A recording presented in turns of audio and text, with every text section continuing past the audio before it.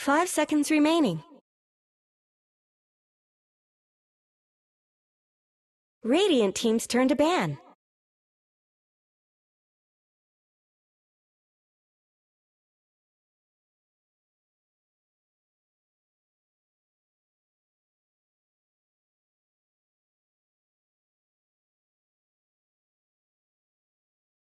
Ten seconds remaining.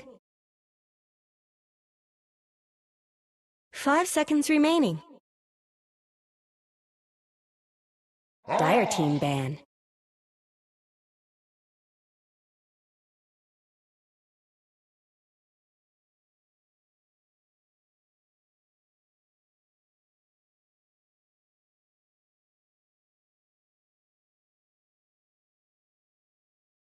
Ten seconds remaining. 5 seconds remaining. Radiant team ban.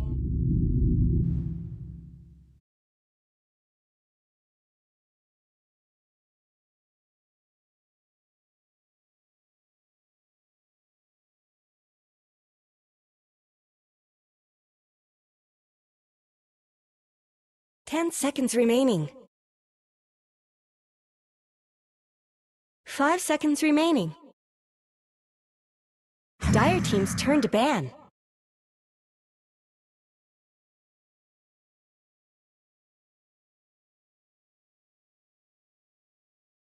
Island out. He was playing like his mid lane heroes that he selected. It's been like 2 times Earth Spirit, 1 time Spirit Breaker, and 1 time Queen of Pain. That is not remaining. A mid laner pool that you would see typically. What about some Keeper of the Light Knight? Yeah, sure. Just play remaining. like tops, and I feel like that's kind of an advice that he got in, and he's actually insane. I think I've been most impressed from 9 what he does. A bit of a different itemization, different heroes on a mid lane. I don't think I remember in the last 3 or 4 months see him have a bad game. Yeah.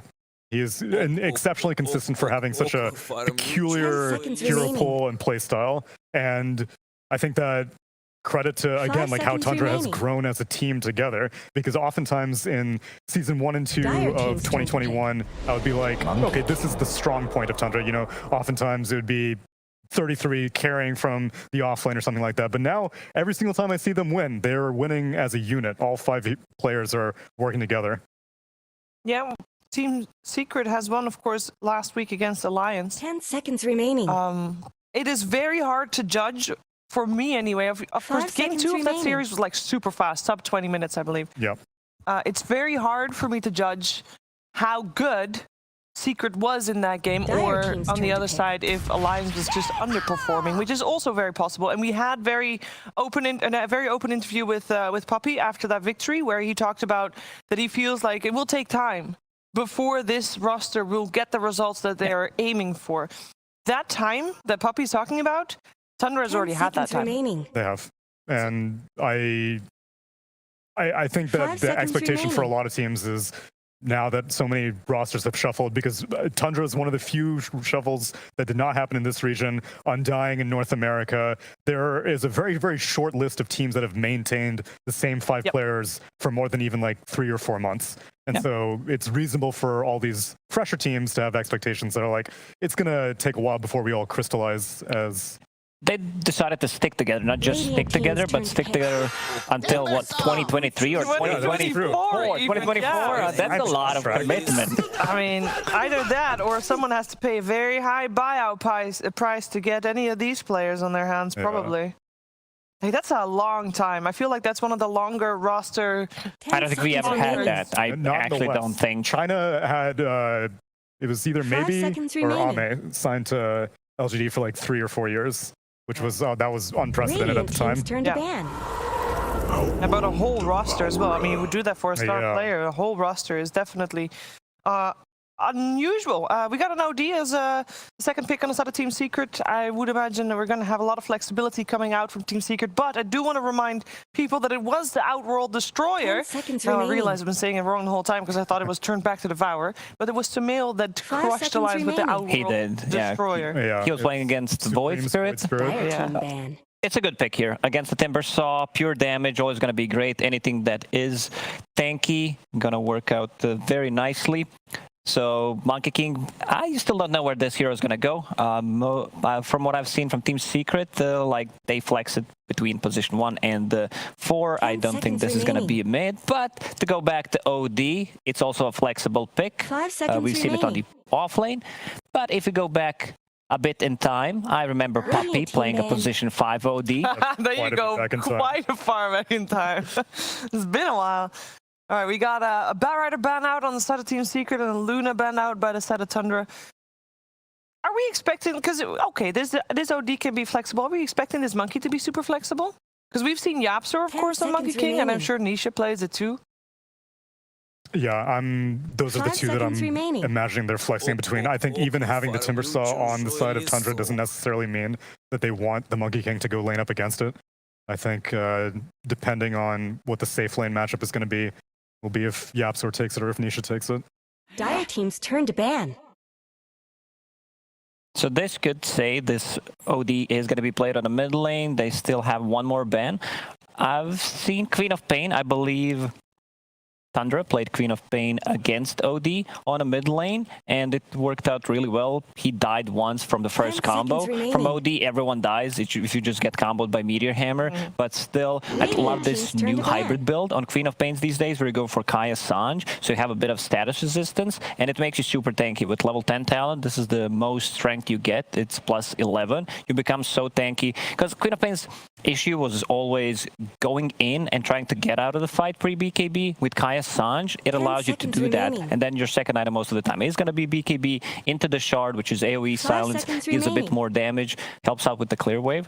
You're talking about all these traditional mids. You know who else survives it? The Earth Spirit that 9 plays, the Spirit Breaker that 9 plays. You gotta think outside of the box when you're looking at Tundra's hero pool options. Which is why I'm surprised that Secret are banning so many traditional mid lane choices. Ban. As they now ban out the Invoker as well.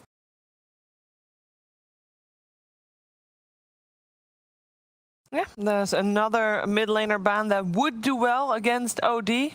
But again, it would all be smoke and mirrors.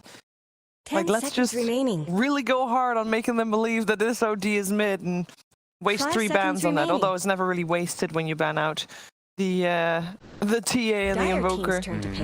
Beastmaster is the final ban on the side of Tundra. Of course, they're a little bit focusing on the offlane in this case with the Beastmaster ban. Yeah, they banned carry, they banned position 5, and a little bit of everything. They took a little bit of everything, which I'm actually surprised.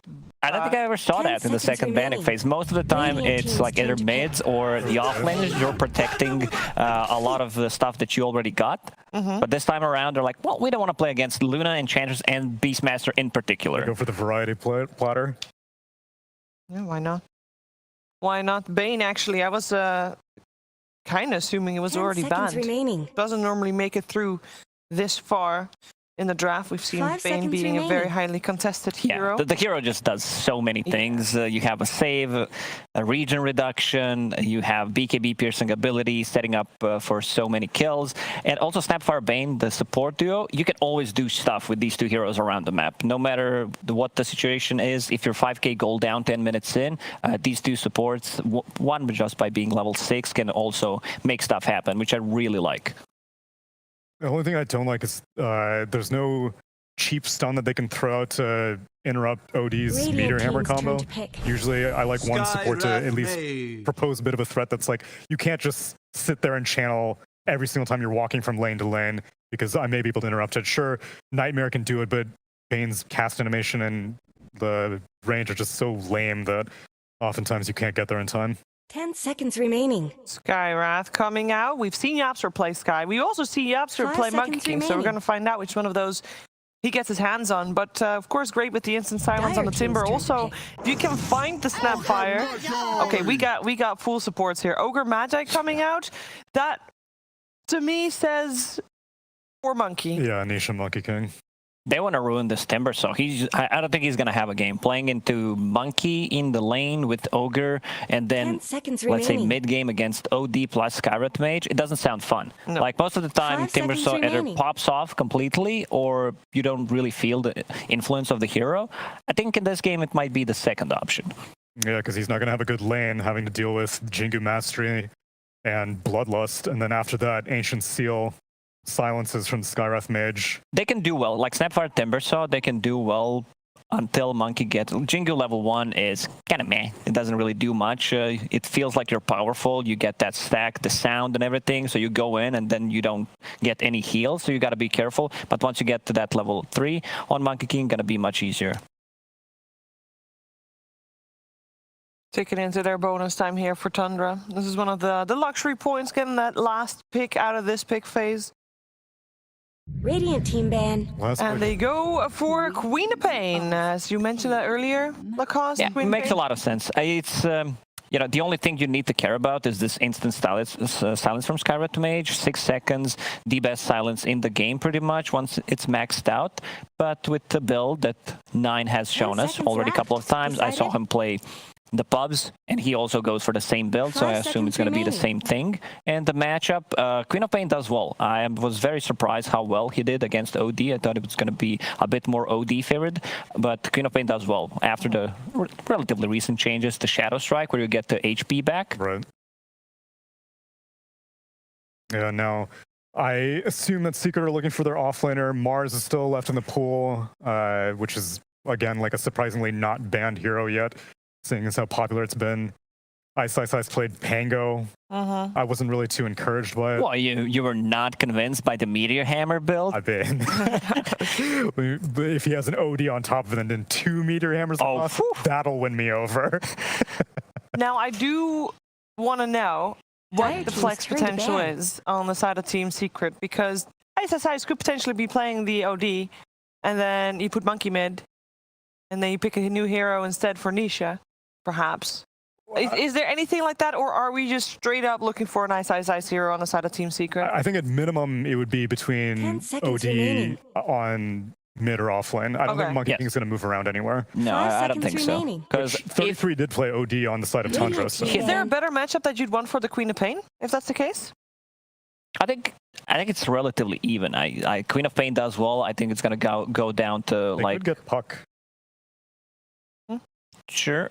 But then you don't really have tower damage. The only tower damage early on is from OD's Meteor Hammer. Yeah. And they still don't know the matchup. OD against what is it going to be on the safe lane for Tundra? So I still feel Team Secret should just stick with the, let's call it standard stuff. OD on the mid, Monkey King, and get the offlaner for them. Yeah, and with that in mind also, Team Secret's bans really have to be geared towards whatever they expect Tundra to pick last, or what would be detrimental to whatever offlaner they choose last. So because, of course, Tundra having overall last pick, they'll be able to get any carry they think will do well against the offlaner that they think Team Secret has. Yep. Secret needs some kind of hero that goes in, that starts a fight. It's not going to be OD in the mid game. They need like an instant lockdown, instant stun. So either Mars or something like a Sand can do it. Naga PA bans? They worry about minus armor or something? Maybe they are a bit worried about the AoE clear. So if this is something they're thinking about, it looks like a decent Phantom Lancer game. Not that we've seen too much out of PL, mostly against Terrorblade if he's not banned out. 5 seconds remaining. But then why the PA ban? I feel like they have pretty good answers against PA. They don't have anything once PA gets the BKB. These 4 heroes don't really do much. And carry-to-carry matchup, Monkey, does he want to buy MKB early on? No, he doesn't. But that's his name. That's his name. He just buys a bar, and that's Monkey King bar. And Tundra do target out the Mars in the end, so Ice is going to have to find something else. Yeah, maybe not the Pango. 5 seconds and definitely not the Winter Wyvern. I don't think that worked out that well that one time. So let's see. They've run out of time. It could also be a Centaur. I think Centaur or Sanking on the offlane, just instant stun. Okay. What do you think about a Clockwork? Not the greatest pick against the Queen of Pain, not greatest against the Cookie from Snapfire, so you can get out of the cogs. Who's the offlaner? Clockwork. Really? I haven't seen Core Clock in Might be Ogre. Might be Ogre. Sure, it could be, but then the Clockwork is... The thing is, would you rather have a Clockwork? 5 seconds They're still going to decide. We'll see the matchup. The hero's just not very good right now. Battery Assault is not nearly as intimidating as it once was. Supports are more than willing to trade, especially tanky supports like a Snapfire and a Bane. Yeah. No one gets trapped like Lacoste mentioned because Cookie, Chain, Blink, all these heroes have escape mechanisms. I am very surprised to see a Clockwork. I really don't know what it's providing here. There is no need for BKB piercing disable with the hook shot. But you can easily get on top of the Snapfire, interrupt the Mortimer's Kisses, you can interrupt the Fiend's Grip, because you can get through those backlines. But so does like a Night Stalker. But you're still a Clockwork. Yeah, you're still a Clockwork. There are heroes that excel at that. And there's Faceless Void. We've seen Skeeter play it twice before in the DPC League, very successful. Of course, Tundra hasn't lost a single game yet, and it will be an Ice Ogre. Huh, okay. It is Game Ogre. On a Puppy Clock. 5 Clockwork for Puppy in the end. I want to see what Ogre does. Yeah. This sounds, like an Ice hero. Do you get Midas? I don't think so. Maybe if you have like a really good start, but you want to put a bit more pressure, maybe as your second item, possibly if things go well, if the game slows down. I don't think he's going to get it here because they would prefer to get something else, but we'll see. Faceless Void plus Snapfire, strong combination, Queen of Pain as well. They have one save inside a Chronosphere. That's OD, so he's going to be heavily targeted. Man, it's actually like a really good Dagon game because you're against a Timbersaw and a Faceless Void. Dagon for who? Calm down, Tsunami. For the Ogre. But the thing is, Dagon is one of those things that doesn't split, right? What? I thought you can multicast it. It does multicast? But not on the same hero. Yeah, not on the same multiple hero. people. Okay. Yeah. Okay. So I mean, you can't hit the same guy, but that's not true for any of the items. I think he should definitely get a Midas. That's sure. Yeah, Midas Dagon. That's the play. I'm not going to go Secret because that Clockwork is not a good hero. I'm going to go Tundra. Yeah, I'm leaning towards Tundra. Yeah. They got the comfort picks for themselves, and seeing Skeeter on Faceless Void, 9, Queen of Pain, sounds good to me. I mean, it does sound very clear, a Tundra-esque draft that is just gonna be successful, but there is an Ogre on a position 3. What's not to love? Can it work though? Is it good or is it too funky for this game? We're finding out together with our commentary duo. It is Odie Pixel and Wagamama. Thank you very much, Shiva. Yes, game 1 of Tundra versus Secret, and well, we have sort of 2 drafts right. Tundra, nothing surprising here, really. They've got all the good stuff, the stuff they're solid on. Secret, they're coming in with a bit of fun, and again, a bit of a draft that makes you sort of wonder what we're going to see and what we should expect to see from this lineup of heroes. Well, what do you make of it, Wagon? I really like what Secret is doing. I think it's fun, and I think it also has some really strong things to it. You also have to be really careful if you're Tundra in this game. If you ever chrono one of your own teammates here, if you get a chrono like, oh, I catch 3 enemies by I get one of my allies, that guy will die quickly because there's so many abilities that can be used into the chrono here. But yeah, this is interesting. I always love watching Ice play unorthodox things on the offlane. There we see him, the hero. Beautiful, beautiful stuff. He's ready to roll. He's got those stats. He's got the Queller Blade ready to get the easy CS. And I mean, Core Ogre on the offlane. What do you expect from Ice build-wise this game? I definitely expect him to go for an early Midas. Yep. Like that, I feel if you skip Midas on Ogre Core, you're missing out. You're missing out. On the reason why you want to play. You want to make that money. Yeah, you have time to get the Midas and then get big items, and it just gets you so many levels. That's the biggest thing about it. But outside of that, I think it's a great E-Blade game. He could go for early E-Blade in this game to buff up his Skywrath. Also a good defensive tool against the Faceless Void. So there's quite a few things he can do with this item here. And it's just a lot of damage for an Ogre in general. And sort of elsewhere in the draft, we had some sort of doubts on the potential of Clockwork in this day and age. You look at the Puppy on the clock, you think Puppy's going to have good impact? Like, what can he offer up as a clock in this game? I think his purpose is pretty much what Shiver said there. It is to stop that Fiend Script, it is to stop that Snapfire ulti. He wants to be disruptive. I don't think he can do anything to the core heroes here. All 3 core heroes have a solution to getting targeted by Clock, but there's one thing. If he hooks something and Skywrath is nearby, they could burst during the hook stun and just try and use the ulti of Skywrath to kill someone quickly. That's true. It's a lot of damage. A lot of damage. But yeah, I mean, Puppy, he knows what he's doing on tanky heroes and sending them in to kind of tank the enemy as a +5, which is very, very much his style of play. So we'll see what he can do on Clockwork. This lane should be tough, though. Sure, yeah, because two beefy heroes, damage a Puppy early on. It's not really going to cause too many issues for 33 or snaking, you would imagine. Yeah. Have some early aggression though. Nisha getting the hits in. We'll be able to build up the Jingu mastery. Nice body block. And alright, they're going to do it here. That's going to be first blood. Puppy says, excuse me, I'll show you what I can do. First blood there. Two of them run snaking out of the lane. Yeah. And that's going to be really tough now for Timbersaw. He doesn't have any point in reactive armor yet, so he has to be very careful about this monkey getting Jingu again. And he gets it. That was some easy denies, easy CS for Nisha with that damage and heals. Puppy immediately going for a D-ward on the small camp. He recognizes the lane is going to push because we went for this kill, and that's always going to result in lane pushing. So he wants to set up to do some pulls later on. Yeah, more than happy to trade with them as well. Puppy's got the regen at the ready. We'll see. Meanwhile, on the other side of the map, Ice, and Yap. I mean, who's going to have the easier time farming up here on the early levels? Ice or Skeeter, do you think? Oh, for sure, Ice. Ogre is very powerful in the early game, and he can even grief. Look at that. I was just about to say he can grief last hits by just spamming the Q whenever a creep is about to die. And Ignite's nasty, right? Ignite is good against Void, because you can't really time walk off all the damage. And yeah, Ignite is going to be his main source of damage in the mid game. I wonder his skill build on Ogre here. Because this is a +3 Ogre. Is he gonna go for the 4-4-0, the no Bloodlust build, or 1-point Bloodlust? I'm very curious how he's gonna build this. It's a great game to go max Fire Blast and Ignite though against Void. That really works well. It is. The damage is very tempting, but I guess the thing is, there's obviously going to be the point where he's got some nice cores to Bloodlust as well. He does. He does.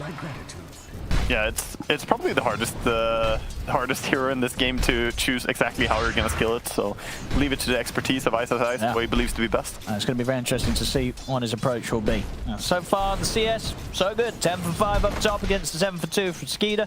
Ice farming very freely on the top lane. Oh, a little bit of a miss there. A little bit. He shot completely in the wrong direction, snaking. Unfortunate shot there from him as Puppy's able to dance around him. Get a lot of damage in. Looking over, yeah, Timber is just trying to get some space to farm here. Looking over to the mid lane, the denies on this OD look 9 for 9 on the last hit here for Sumail, and the Queen of Pain 9 for 1. So with 3 creeps coming in as well for the OD, he's definitely ahead here by quite a margin. Is that expected? I mean, how do you normally see that matchup play out? I think he's doing better than expected on Sumail. Well, top fighter, he'll dodge a little bit of the damage with the Nightmare, but it won't keep him alive.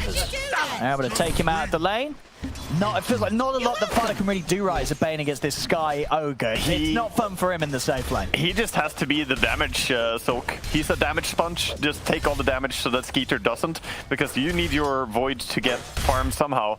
And if you don't take it as Bane, then it will go on Void. So unfortunately, he can't stay alive there, but I think he's doing the best he can on Bane. He's allowed Skeeter at least to get some of the creeps, but yeah, still of course being completely shadowed by the start that Ice is having with the CS. So yeah, we're gonna see some quick timings. He's yet to queue up what he wants after 2-0, starting with these early stats. Yeah. He wants more regen. He wants to get Sage Mask. Okay. He earlier had a Basti in his quick buy, but decided against it. So maybe we'll see him go for that. And of Midas. There we go. Coming. Time to get that Midas online as soon as he can. Yeah. And if things are to go by from what we've seen in the first 4 minutes, it's going to be a good time. And look at that damage. Look at Void. He died. Wow. Oh my goodness. That's rough. That's rough. We saw earlier in the series today, I believe what Shadow on the Morph was dying in the safe lane. That's, it's rough. It was very similar. Yeah. Yeah, when you're these sort of carries that have that escape and you don't get to use it, and it's going to feel bad. They might kill Bane as well. They're just trying here. They're going to do some damage at least. Not going to quite have enough mana to finish the kill. But yeah, this is the 2-2-0 build on Ogre. So this is exactly what I was expecting. Full damage. Yeah, going max burst. And on level 6, if you get a multicast on your Q, then Void can't time walk off that damage from the first Fire Blast. Nice. It's pretty terrifying. The lane is not gearing up to be a safe place for Skeeter at all. Yeah, but Tundra want to solve it now. They're bringing up snaking here. Nice, is very much needed. See if the 3 of them have it in them to take down Ice. Time dilation in, the force They're a jump bit off the greedy. side. They're still going to get Ice here. Tundra will be able to take him out. Yeah, they did bring him down. That was a really important rotation, I think. Oh, easy kill. Wow. He knows that he's ending up there with that ward. Just drops the sanities into the shadows, and he picks himself up a kill on 9. Sumail is playing a really clean early game here. I mean, 19 denies, minute 5. Yeah. This is rough for Queen. I mean, he's going to have the hammer pretty much out Well, and ready. look at the experience difference on Queen and Odie. This is huge. Like, he's about to hit level 7. Queen is not 6 yet. Uh-oh. She's not halfway to 6. Yeah, that's really rough. And that's without ganks, really. Off to the side. Around these 6-minute runes. Yep, so we'll be able to grab that. So nothing here for 9 and his bottle. Puppy as well also around, ready to make things even more difficult. Yeah, Secret look so good in just their course right now and how healthy their farm is. If we look at the CS, they are topping the top 3 and they have so many Look at nice. this. Sumail instantly, as soon as that hammer's delivered, he finds an opportunity to use it. Big jump. Steps in onto Snaking. Yapsaw, he was helping out. He gets the kill. It's basically at this point, you have to just avoid the OD. I think you can't send anyone to stand against him. You have to try and make plays and be kind of power playing on the rest of the map. And OD will, like, he will push, but you can't really prevent it. Maybe we see them bring more heroes to mid lane, Queen and Snapfire. Sumail. He's going to go for the setup here. Snaking.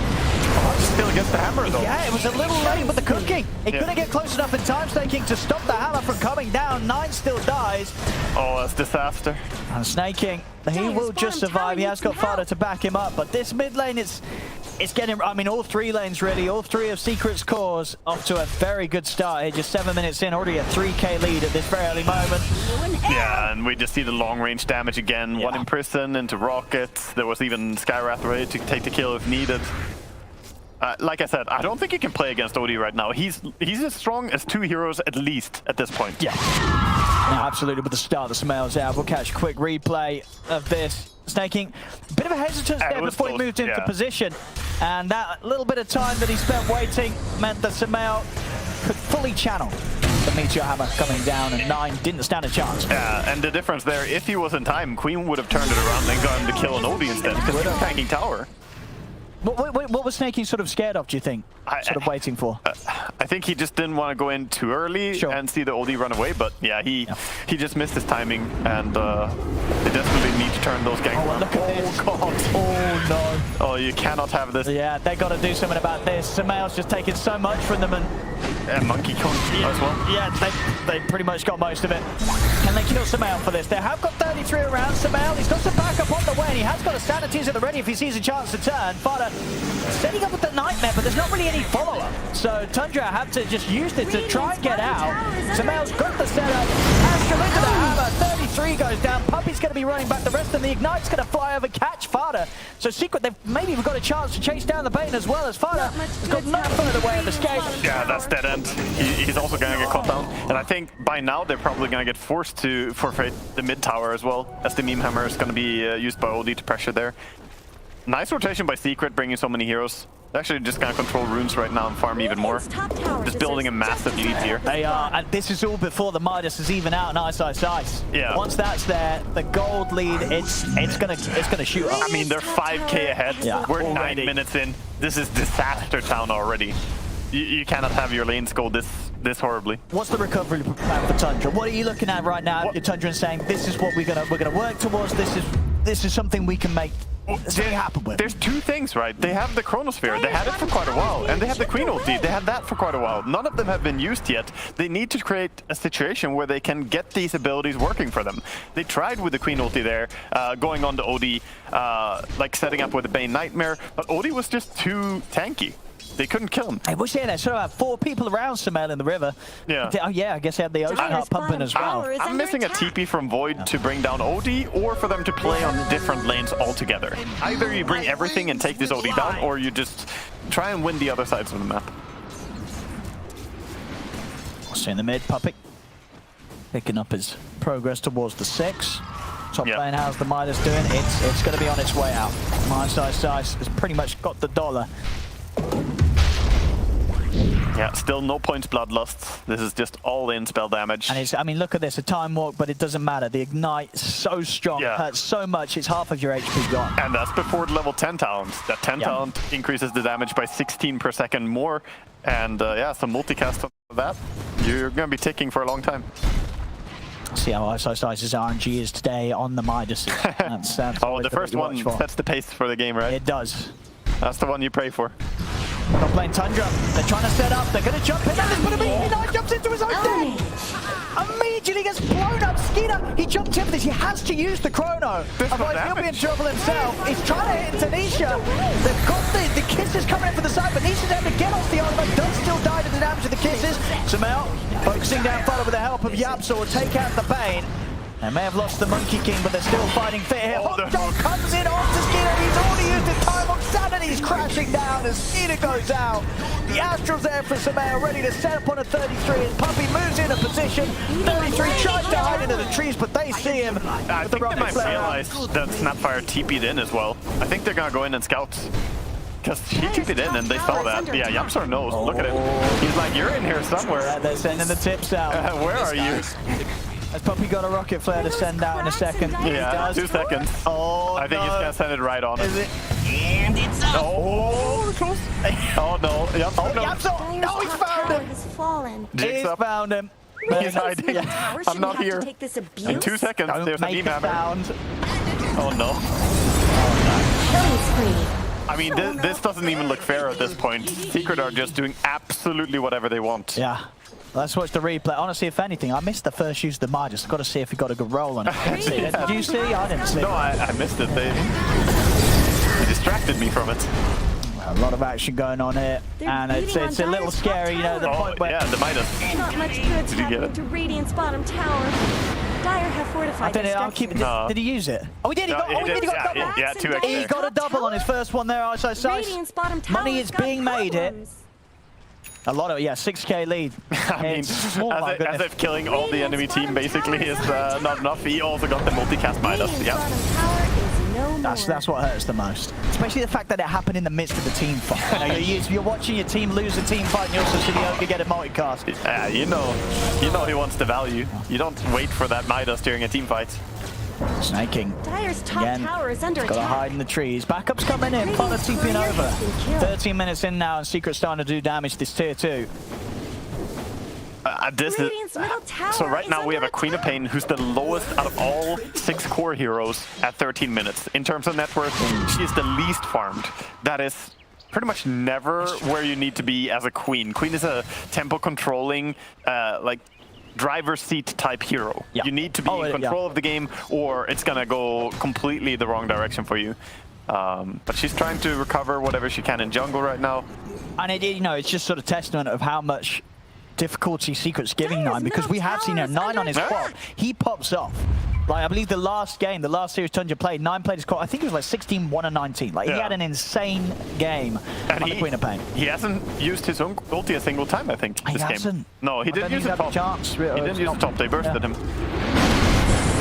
Top lane, the push continues. Secret setup smoked up behind the 2 of them. Vada, he is going to reveal himself. Nisha is looking for him. Won't find him with the boundless. Further TPs are coming in. They do have Chrono coming there. It's a nice 3-man Chrono. Do they have the damage? He's going to look towards Yapsel first. Will take him out. Nisha comes out with a Wukong command from the tree line as Vada will fall. Skeeter has to time walk back. They got 2 kills here, Tundra. Can they get anything more out of this? 33? They should focus OD right now if they want to fight. They need to go on OD. They need to get some out. He's going for the TP out. Have they got anything to put a stop to it? They do not. Samel gets away. Even with Fire behind back, they could not find him in time to cancel that TP escape. Still a solid hold from Tundra. They get 3 kills, but they don't get the OD. So what's better than a multicasted Midas?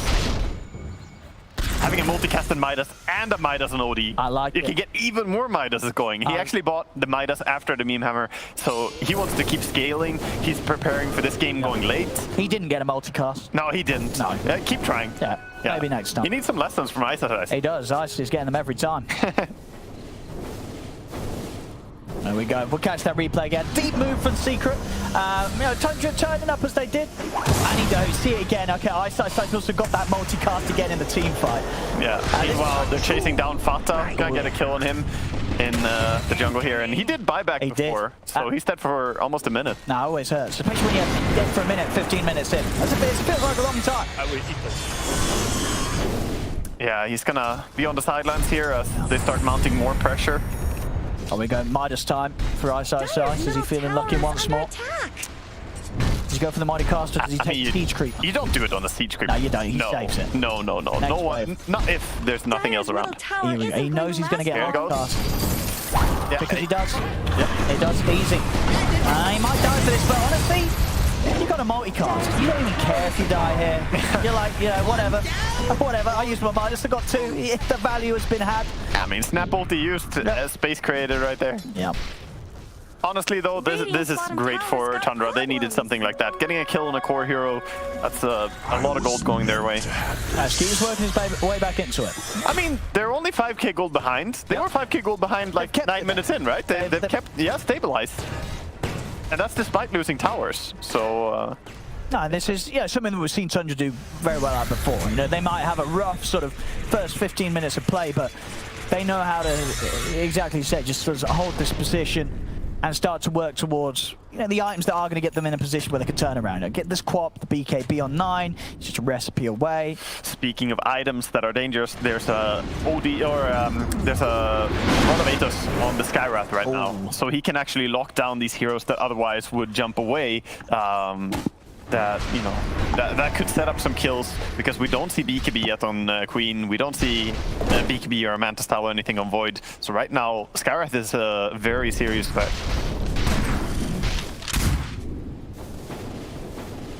Not gonna find anything up here as all of Tundra seem to be farming the bottom part of the map right now. Tundra, I might find a kill. Multicast Midas, let's go. He gets it again. 2x multicast. Easy. I mean, now he's got level 2 ulti as well for the next one. Radiant's middle tower is he gonna get 3x on the first one? I mean, if there's any, if his luck's been added in to go by so far, I wouldn't be surprised. I see why he's playing Ogre Core. Ice. He's the chosen one. He's like, puppy, I'm feeling lucky today. I love the Ether Lens from him. Ether Lens is really good for just being able to use your Fire Blast on Ogre. And honestly, just ignite, because now... Oh, they're coming. Well, something was happening. Yeah, they want to ice again. Okay. And I think that's all that's going to happen. Yapsor, are you selling him? No, he wants a kill. I mean, he should be pretty dead here. Ice Knight's actually going to jump over the back lines as well, start things up on the Yapsor. Yapsor's able to bring down Fire with him, but he will lose his life. Both kills going into the hands of Skeeter. Oh, that is exactly the person you want to pick up that gold. They're continuing a solid recovery here, Tundra. Yeah, definitely making the right moves. They did commit a lot of heroes, so again, the gold difference is still staying very equal here at 5k.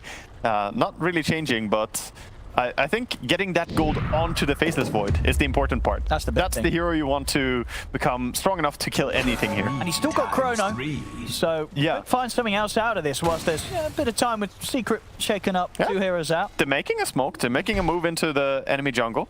They want to find Monkey King. They don't want to go into a Clockwork. Puppy is just looking for that smoke. I think he could already sense it, actually. He was standing around for a bit, trying to smoke reveal. Yeah, they're moving out of that bottom half of the map, Secret. Midas time. Speaking of sensing the smoke, can Queen sense that there's a smoke coming for her? Oh, we got the triple! He got it? He actually got it. And 9 is in danger right now. Oh, okay. And they didn't quite see him. No, apparently not. Yeah, they saw his attacks flying to the golem, but they didn't have vision on him, so they had to kind of predict. There we go. He got the 3x, man. I mean, he's showing us how to do it. That's a replay. And he has a blink dagger now because of all these multi-casts. Otherwise he wouldn't have it. Wonder if he's gonna go Octarine early after the just because he's like, I'm feeling so lucky, I need the cooldown reduction. I mean, even more multicasts. Yeah. What's not to love? Get the refresher. In all seriousness, Octarine is a super powerful item on Ogre due to the Ignite spam and even Fire Blasts. You could, of course, just keep it at the casual lens as well. Nothing wrong. Again, things continuing to stay slowed down and Nisha, I think, you know, Tundra, as much as they know Secret's farming, they do know that they're hitting the creeps themselves as well. Tundra... For Skeeter, you know, Skeeter, he's closing up on the BKB. Yeah. And then if they can hit those big ults, the Sonic Wave, the Chrono. 9 has his BKB now. Okay, bye, Bane. You came too close. Well, Queen of Pain has her BKB, so that's the first one. If they get one on Void as well, then they're really ready to fight. But they might look for skirmishes now already just with the Timber and Queen. But I think this top tier 2 tower is going to be forfeit by Tundra. It doesn't look... Or maybe they are going to have 33 try and hold things. Oh, actually, okay, no, his TP gets cancelled here by Puppey. Yeah, he hook shot in to cancel it. I'm going to try and go for Puppey. Go for the TP out, and he will make it away. Aware there's nothing else to put a stop to that. Nisha pushing on. Okay. He's going to die for that one. He really wanted that tower. That's a good recognition of them just stretching too thin. Yeah, they knew that Nisha would push on and try and get the last hit on the tower. It cost Nisha his life. They get Yapso picked up as well off the back of that. Yeah, big for Tundra here. They could finally perhaps start bringing it actually back and dealing some power damage to Secret here. And they are going to get their second BKB within 400 gold now. The Void is going to have his. So that was really huge by them. I mean, top tier 2 tower did fall, but at least they got the return kills and they protect their outpost. So they hold on to the outpost for now. They continue to impress, you know, against the pressure of Secret, the pressure that has very easily broken many teams in the past. Tundra, they're working their way back into this, and Secret not quite rolling over them the way that they were earlier. No, certainly not. But now we start seeing the Bloodlust farming speed as well, though. Bloodlust on Monkey King, Bloodlust up the OD. And we have a bit of a smoke move here from Team Secret. They do have Blink Stun from Ogre. They're not really going to find anyone in the jungle there, but Tundra all playing close to each other. See what they can get around the mid if they want to go for it. They're going to look to rush. They took the outpost in smoke, so I mean, the jig's kind of about what they're doing, that they were smoked. But after taking outpost, very hard for them to contest Roche. Yeah, super quick hit. Yeah, that Bloodlust is doing work. And Odie, of course. Odie doing so much damage with the Arcane Orb. Tundra did smoke up, maybe see if they could find something down the bottom half, but of course all the Secret in the pit, nothing to be found by Tundra. Yeah, I love that they send Puppey to defend a tier 2 tower bottom, because it's like you don't want to go on a clockwork, and that's the most dangerous part of the map. So he keeps putting himself in danger, right? And that's a mentality that's great to have on a +5 hero that just wants to soak spells. Eyeing up 9. Getting up the jump. Start things off with Fire Blast. Oh, he got the BKB off. But he did get the BKB off between, so he's able to blink out and TP away. Yeah, too many creeps there for a while. Puppey had to kind of move and then get the hook. Yeah, it was close though. It didn't seem like he had much chance to get it off, but he did.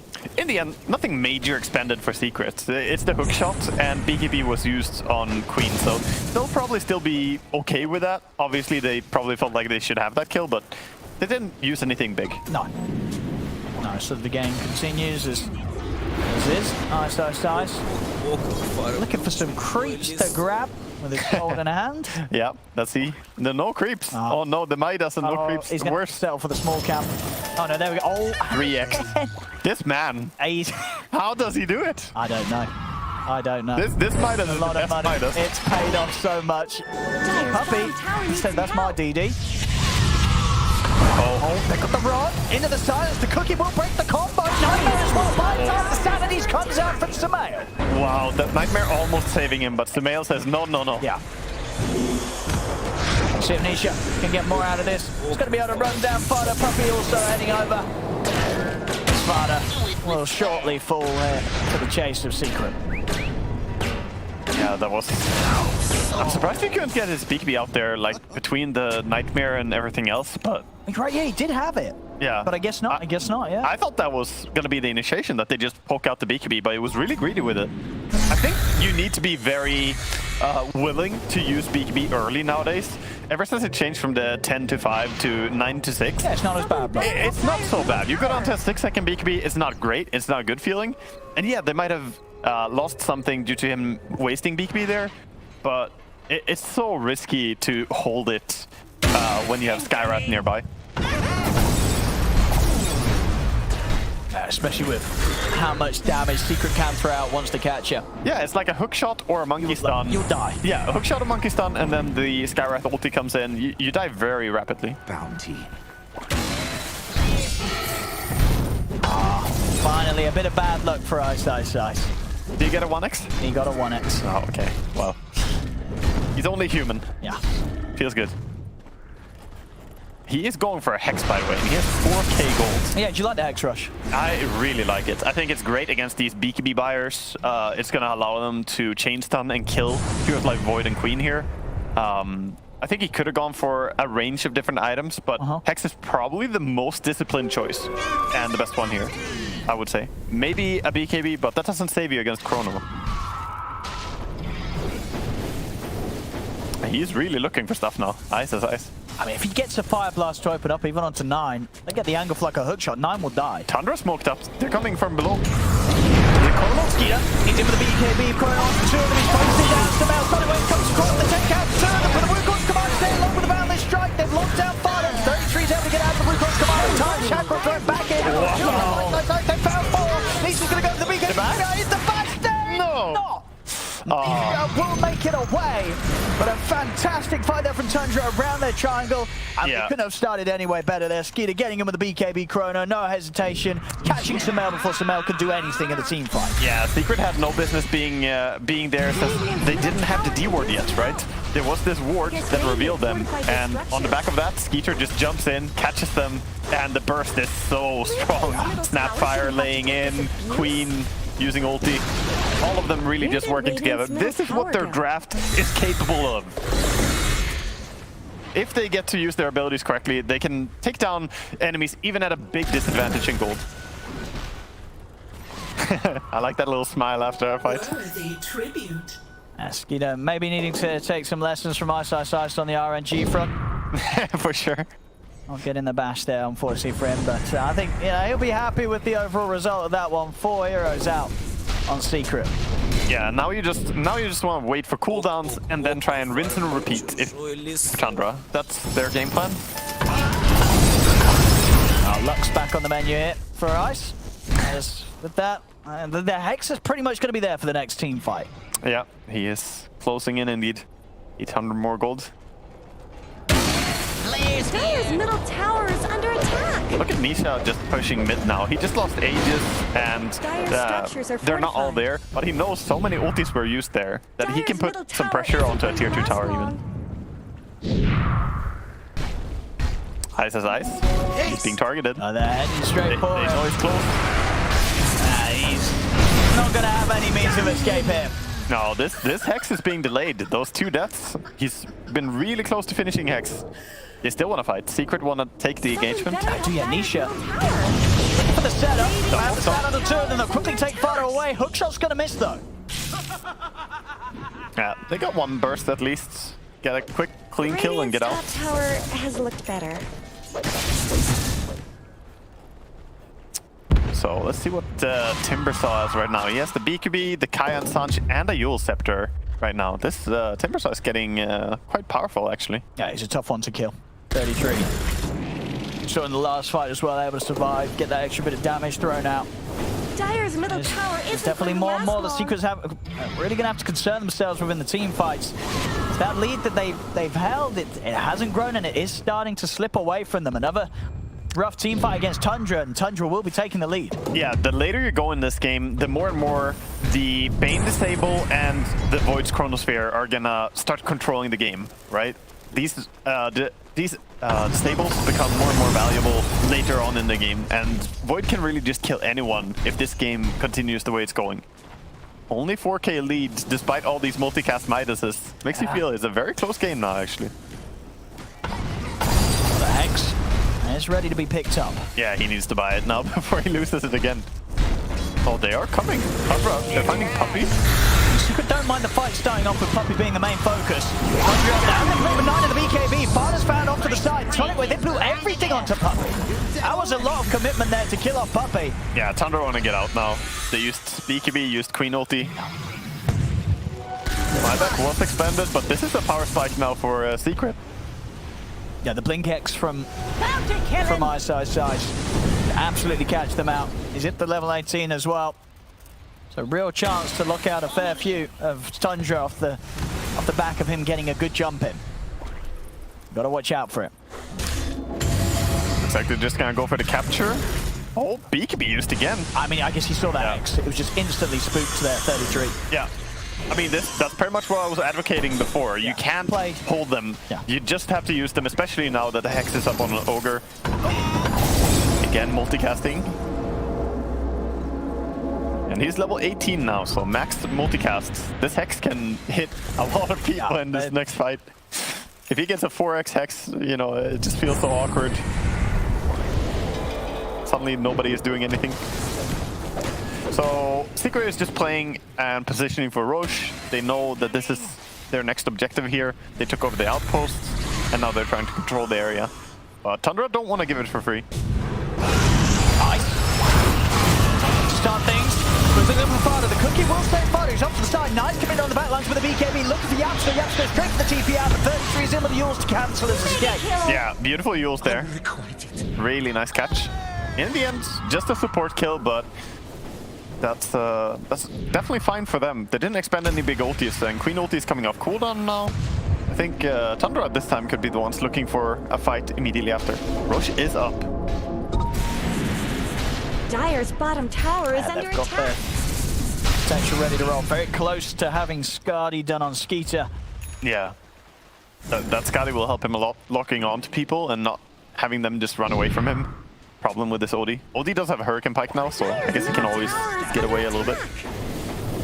Maybe the DD rune on Nisha though. If they try and fight now. Oh, he's jumping onto a ward. Playing risky. Limit testing.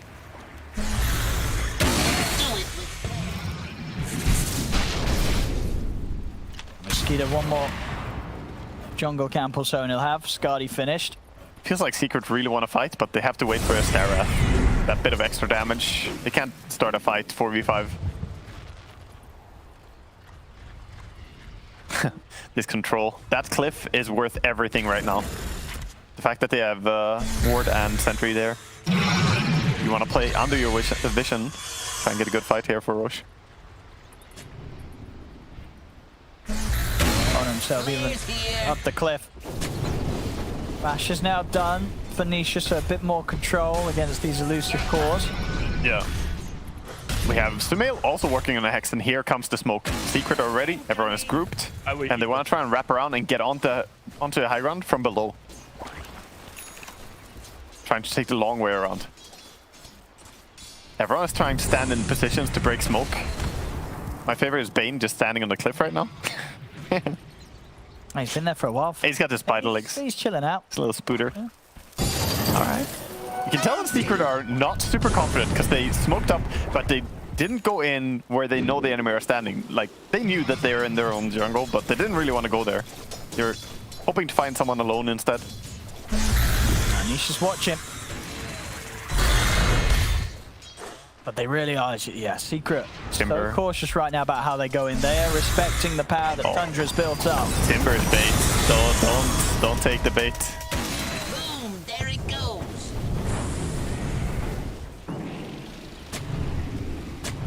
Do you think Secret's going to be aware of where they're heading? Which angle? Yeah, I think they know. They're drawing. They're saying they're over here. And all of Secret are playing close together. This is make or break for this game. Whoever wins the next fight will probably be the winners of the game even. I will predict.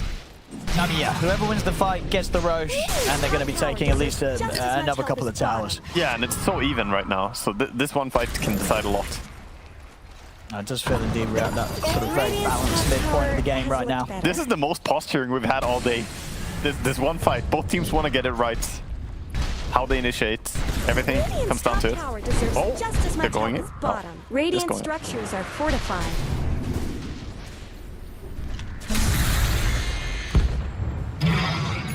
Still holding back.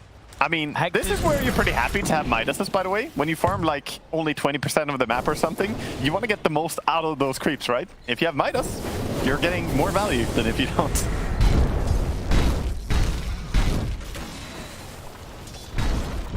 Фармлю чужой лесок. We see Faces Void, by the way, queuing up a refresher right now. So we know what he's prioritizing. Having a double BKB, double Chronosphere. Sounds like a good way to deal with this core Ogre, core OD lineup that he's facing. Not the best item build to deal with something like Monkey King.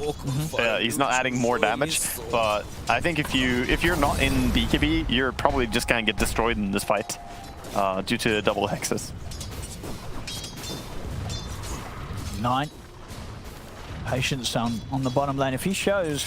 Oh yeah, this is dangerous. How much do you want to farm that? How badly? Oh, no. Instantly ice. He's in with the Hex. And they've got the Fire Blast into the combo, but 9 will still manage to get the BKB off. He's not going to be able to fight back, though. That was good use of the Fog of War. The little moves that he made there, how he ran around the trees, actually allowed him to survive, because Ogre didn't immediately get the stun, so they couldn't combo. I mean, meanwhile in the mid, Tundra. They get a hit onto Puppey. Yeah. And that, I mean, Puppey's dead for 80, no buyback. They do know he doesn't have buyback. Yeah, they know he doesn't have it yet. I mean, does Secret try and do anything whilst they're just the 4 of them against this? I think they will. I don't think they want to sit back and just let this happen. They have DD on that Void. Fada has been caught outside in the river. Nisha's going to come in with the BKB to kill off Fada. He's not going to get anything more, though. So now, no Puppey and no BKB on Nisha. Yeah, and Void is just fighting Roche. He's continuing. He's not flinching. He's just continuing his objective. Monkey wants to steal it. Can they time a steal? No, he's already... risky. He's not going to go for it. Not going to be able to do it. Yeah. Roshan for Tundra, Aegis for Skeeter. Pretty nice to have Timbersaw, right? All the trees around the Roche pit were cut. There was no way to get closer for him. They cut down all. That one just respawned. So, yeah, nice little detail there, just against Monkey King. Tundra's hunting for Nisha. Nisha, still 30 seconds until his BKB's back up. He's got to keep himself away. I think Tundra are now feeling super secure. They're just about to break this down to even gold. They're 1k gold behind now, but they are the ones definitely choosing where they want to play and what they want to do right now. Yeah. And they even find a leveler as item there for Faceless Void. Yeah, these sort of plays from Tundra have really been what's just set them ahead. You know, when you look at this team and the improvements that they've made, this is... All credit to them. There was a lot of patience and posturing for getting the right fight. And here, less patient. Now they just want to take fights because they have the Aegis. They want to engage anything. Oh, he's going to jump in, but he doesn't get a Hex off. Instantly gets Jules. They fully focused. They wouldn't set out, get a Hex out onto the 2 of them, but Ice will surely slowly beat down here by Skeeter. He is. Ice goes down. Yapsor's throwing his combo down on the 33, but it's not nearly enough damage. Yapsor hiding with the cloak here, trying to get away, but Skeeter will jump over. They know where he is. The Chakram hits bang on target for 33, and the dive continues. 9, he's looking in towards Samael, pushing it back with the Sonic Wave. Kiss is coming in also. He'll try and use the Astral to get out to safety, but the damage from Stanky is going to be too much. The Chrono comes in with Skeeter, catches the 2 of them. Tundra continue the slaughter of Secret. Beautiful execution right there. I love how Queen of Pain just goes in there, uses the ulti to lock him down for just long enough, and they just land everything. This is the aggression that I want to see when a team has the Aegis and recognizes a power spike. So Tundra, man, they're really impressing in the way they're playing this game. We'll see the star here again. Ice jumping in. So Timbersaw used his Yule Scepter there to stop Ice, and Skywrath could have TP'd out immediately now. Since they were full disengage mode, here he can still just TP out. He's just running around trying to juke, but there was actually nothing Timber could do if he recognized that. But there was a lot of panic when the fight started there. Yeah, it came so suddenly back at them, and this relentlessness from Tundra diving past Tier 1 and Tier 2 on this top lane to find more, and my goodness do they, as they have that setup. Skeeter with the lockdown, and the kiss is already flown out from Snaking. The damage has been done. Yeah, and they are finding themselves ahead now. 3,000 gold. They've been struggling the entire game to get back to this point. And it's going to be a real test for Secret now, because they're 3K might not sound like a lot, but in the pace of the game and how close it's been, and the fact that Secret were holding the lead for as long as they were, it's like, what do they do? If they weren't able to do anything whilst they were ahead, does this game actually get any better for them as the minutes pass with the heroes they have? It's actually complicated. This is where it's a little bit awkward having a core Ogre, right? Because you had such a trouble getting to the Hex Remember how close he was for the Hex? Multiple times he got picked off right before it, and finally they got it. They didn't really make too much happen with it. Now he has an Aghanim's as well, so even more chain stun. I think you still gotta just take fights here if you Secret, even into Aegis. But now there is a refresher on this Faceless Void. Oh, that's scary. Yeah. Skeeter's been hitting some solid chronos so far, so a couple of them. Oh, he has a Trickster Cloak as well equipped right now, so he can sneak into the fight if he wants to and try and get the chrono. Oh, you catch it. A moment of Nisha hopping around the trees.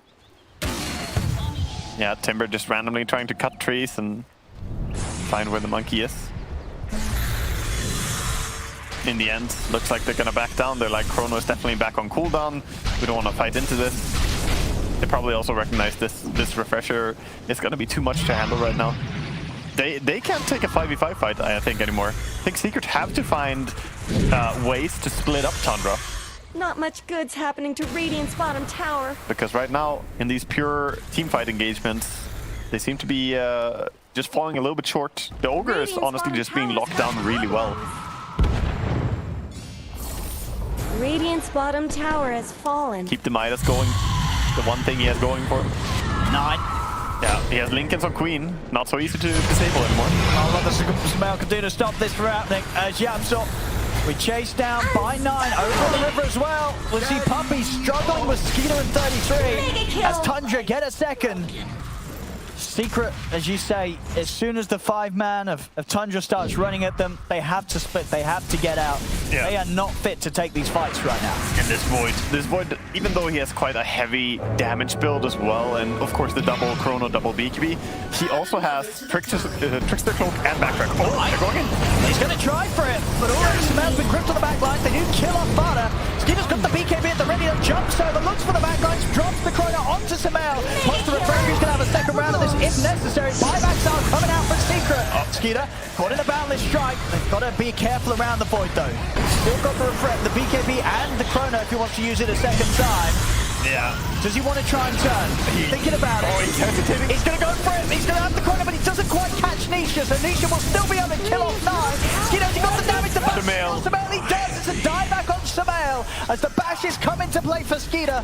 He sneaks away into the shadows. He'll get out of there. 33 still alive as Nisha is chasing him, but 33 turns, cuts the tree, uses the Hex, goes for a chain TP, makes it out alive. Yeah, and Faceless Void, of course, manages to get away as well, being chased by SSIs, but there's nothing he can do to really lock down this Void alone. And we have a buyback on Snapfire.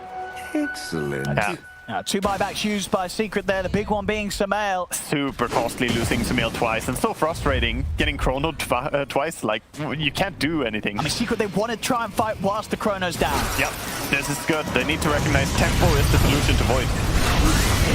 Get fired up, but they'll want more from this. I mean, 33, but he's done with a Hex. Eyesight, he just stuck here. He can't see behind time. He goes out. Poppy's going to try and throw himself into the action to pass up Nisha.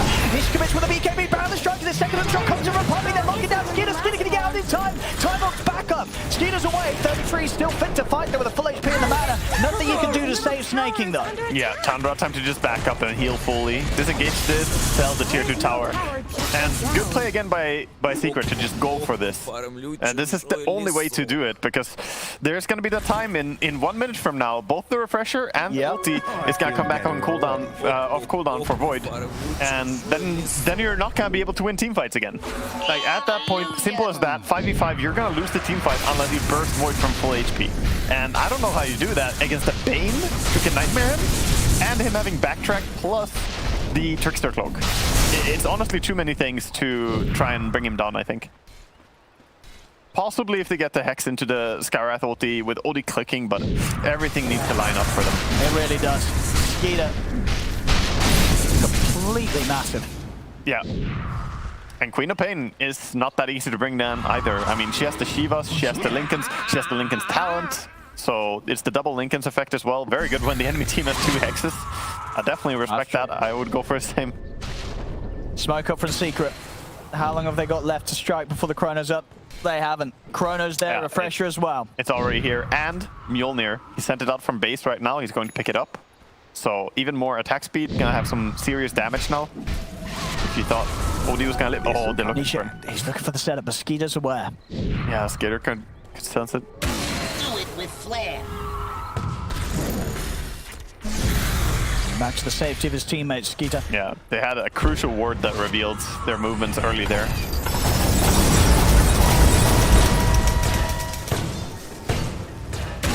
Tundra themselves. Trying to smoke and set up vision, preparing for a fight. Because it's all about the initiation, these fights. I mean, there is a potential for Secret to bring down the Void if they can get a clean jump on him. But look at this. Look at the grip from the high, the low ground. Silence comes out from Yapso immediately to put a stop to that. The Ice, he'll be surrounded though. Skeeter commits him with a BKB. Ice getting pummeled to pieces as Ice will fall. Knight's in trouble. Anything they can do to stay there isn't. Knight does go down. Skeeter finds his target on the back row. Goes straight for Samael for the first chrono. The BKB will take him out across Samael. No buyback available. The second chrono comes into play. Skeeter standing his ground in the Wukong's command to take down Nisha, and he'll have the damage to do so. Oh, he took a lot of damage from the clones, but yeah, he recognizes he can just go for him. He just picked up one core and then the next one. And this is what late game Faceless Void is like. You can't really find a hero that's gonna live. I'm a little bit surprised nobody wanted to go for like an A on this or something to try and deal with this. I'm not sure if the second Hex from the OD was better than trying to find a way to survive. It is super hard to itemize in a way that you'll live though, because what if the Void just buys a nullifier and then you're back to square one? Yeah, and Skeeter certainly got the money to have that. He can buy whatever he wants at this point. Yeah, level 28, 4K gold in the bank. He's going to be picking this up as well. He instantly refreshes with the refresher as well. They're just going to go right now. Yeah, one more chrono could be enough to end the game. And this will be a surprise chrono, because they're not sure that was Aghanims or refresher. C33, charging in, starting off the action. He's going to drop the chrono on Ice. He knows that Ice fought back. He's a look for the dieback situation, and he'll find it. Ice down for 2 minutes. Jump forward over the wall. Puppy's down, as well as Yapsaw. Very unlikely that Secret's going to be able to pull together any sort of defense here.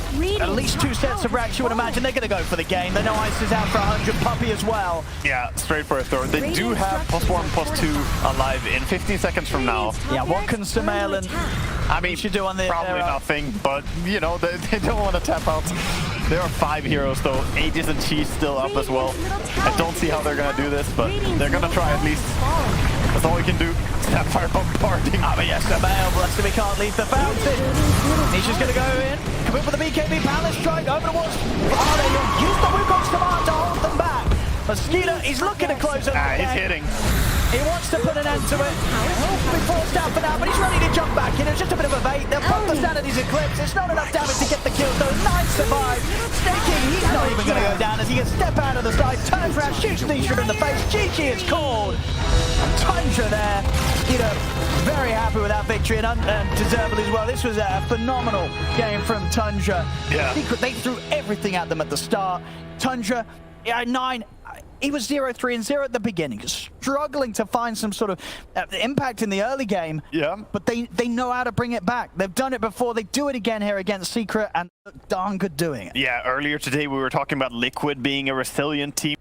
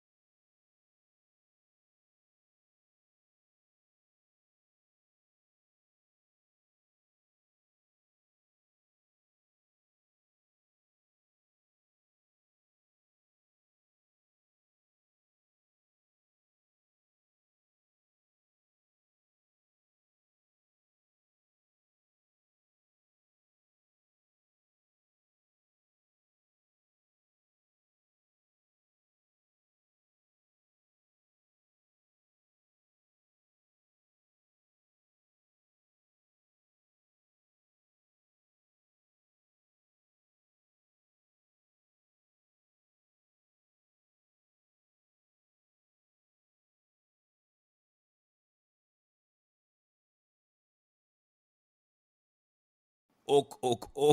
5 seconds remaining. Radiant team's turn to ban. Dire team ban.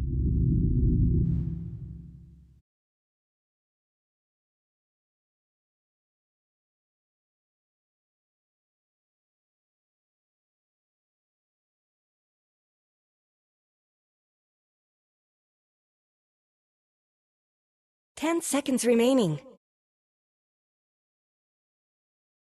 5 seconds remaining. Radiant team ban.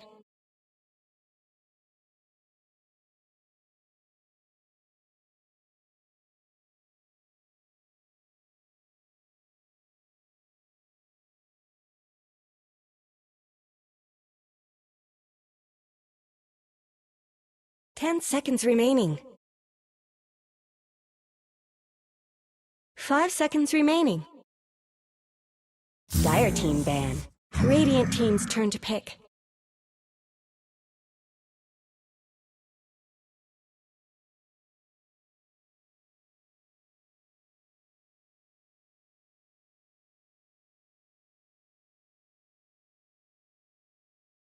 Dire team's turn to pick.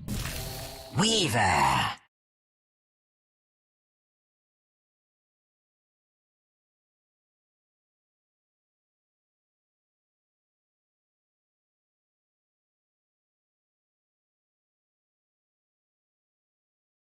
Ten seconds remaining.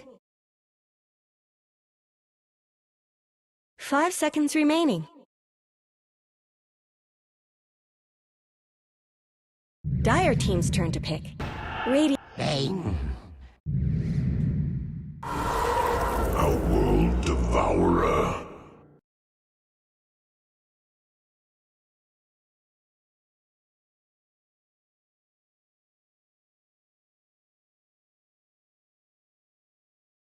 Ten seconds remaining. 5 seconds remaining.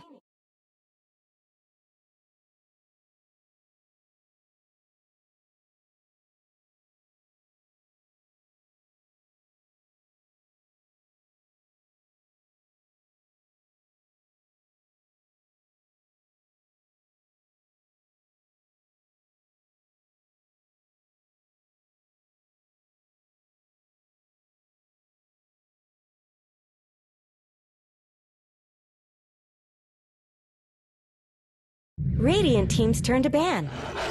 Beastmaster.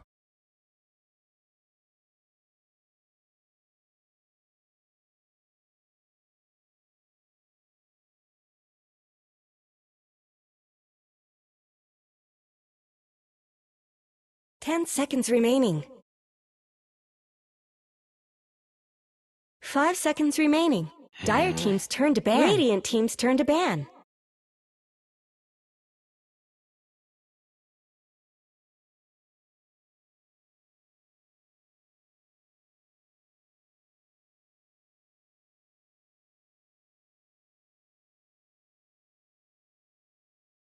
Ten seconds remaining.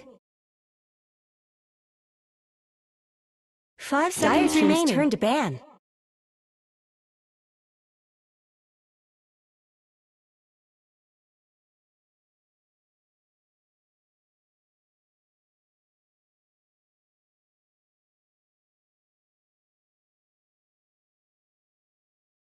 Ten seconds remaining. 5 seconds remaining.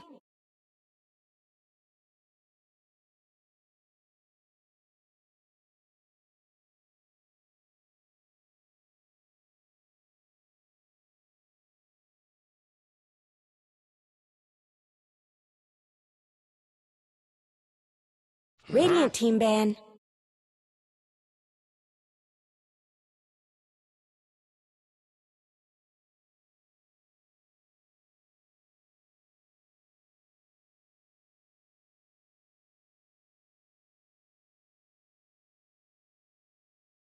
Ten seconds remaining.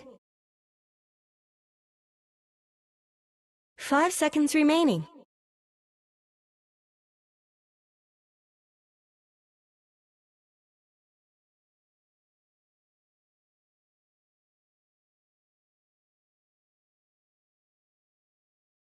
Dire team ban.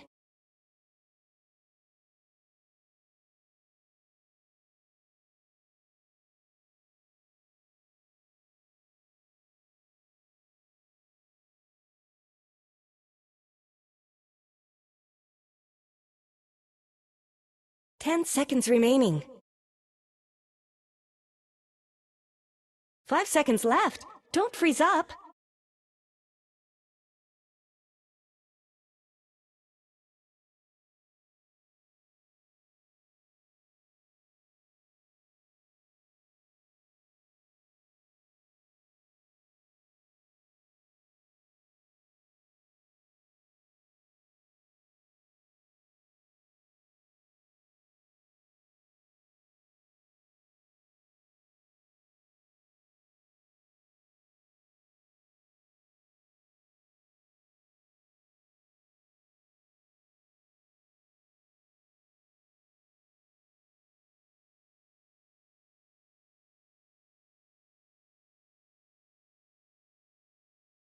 Dire team's turn to pick.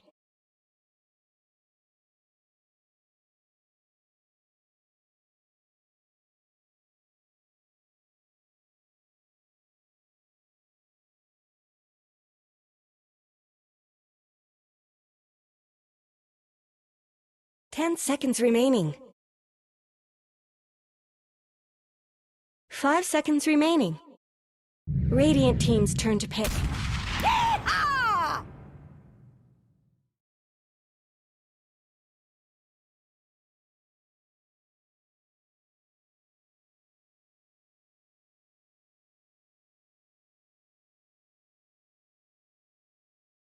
10 seconds remaining. 5 seconds remaining.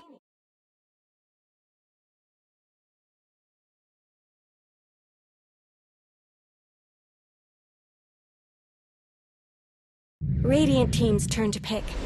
Monkey King.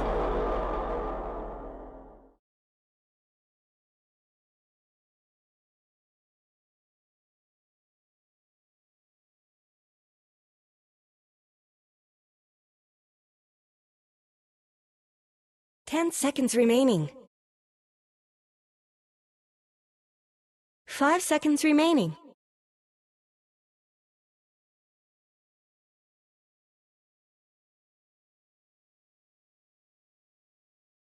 Dire team's turn to pick. Ripper!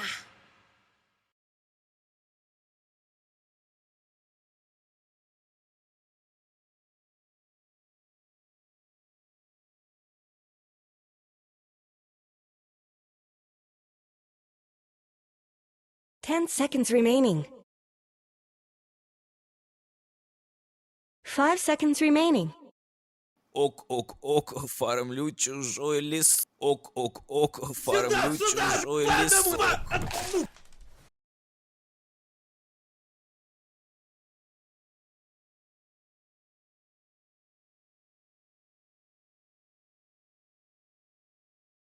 Radiant team's turn to ban.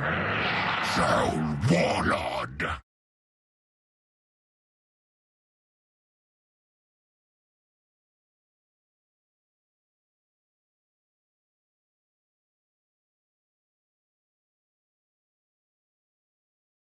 Ten seconds remaining. 5 seconds remaining.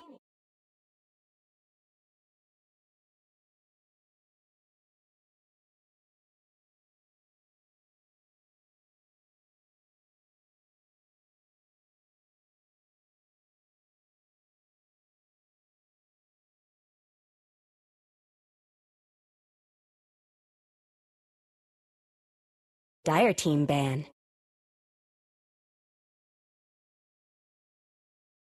Radiant team ban.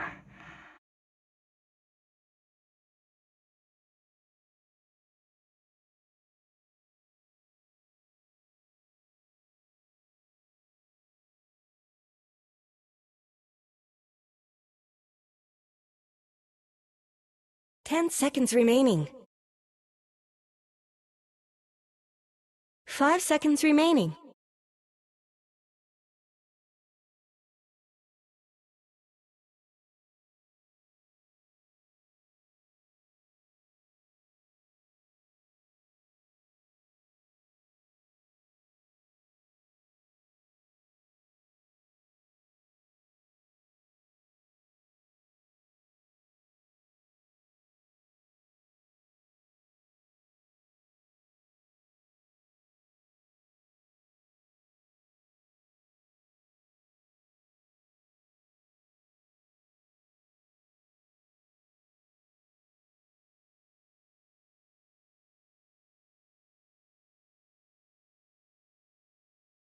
Dire team's turn to ban.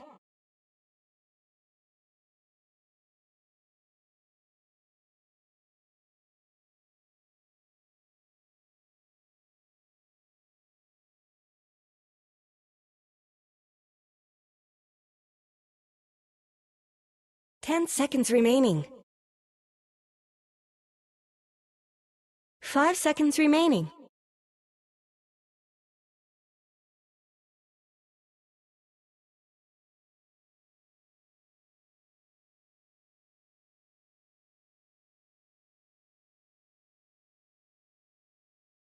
Radiant team's turn to pick.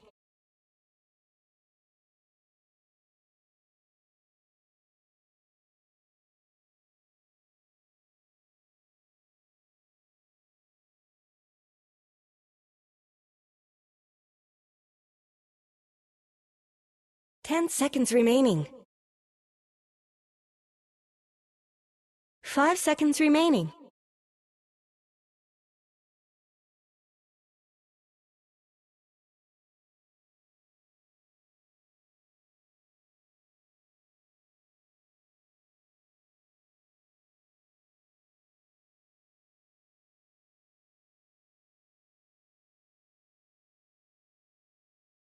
Dire team's turn to pick. Faceless Void.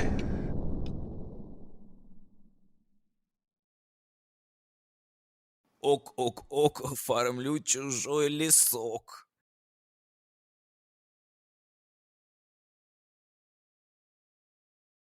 Ten seconds remaining. 5 seconds remaining.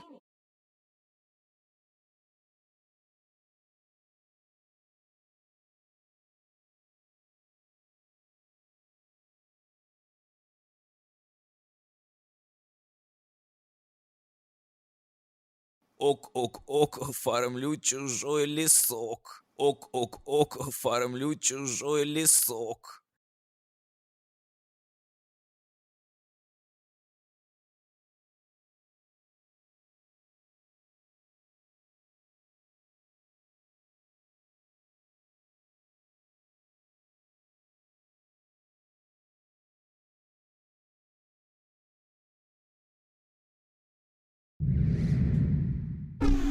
Puck!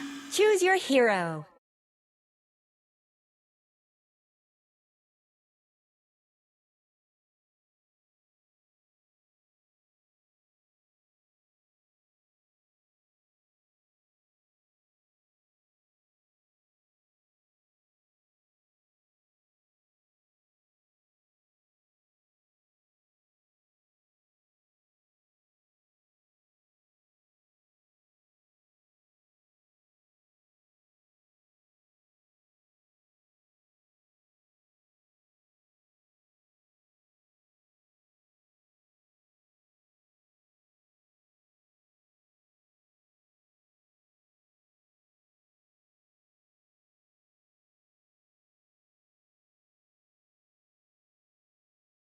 Ок, фармлю чужой лесок.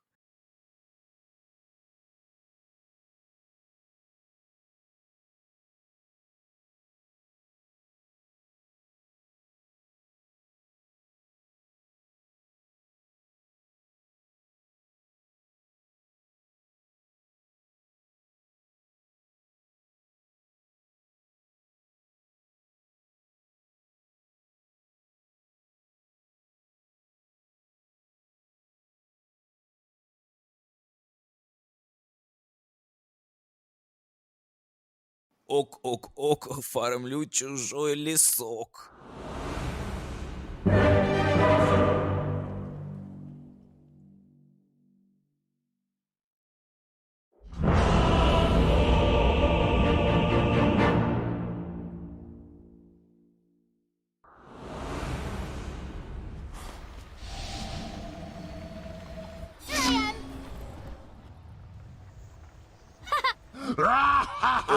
Ок, фармлю чужой лесок. Why, thank you.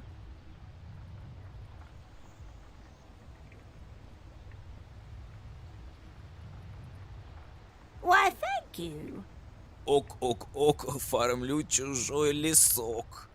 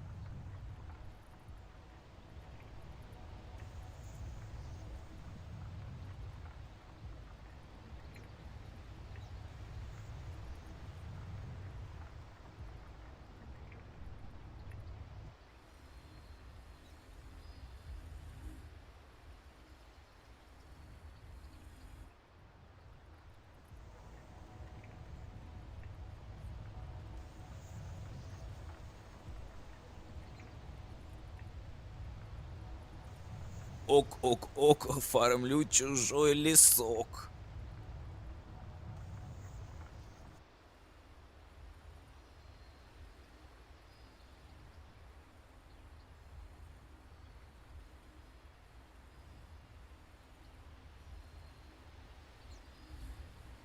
Ок, фармлю чужой лесок.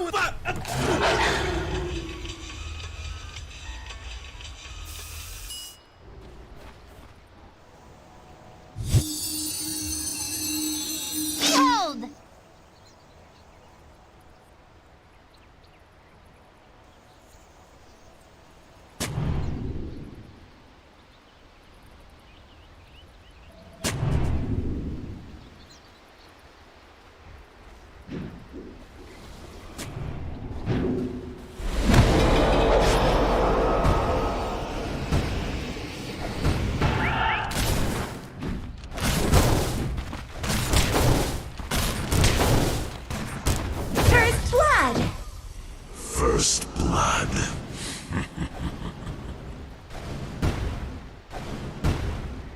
30 seconds to battle.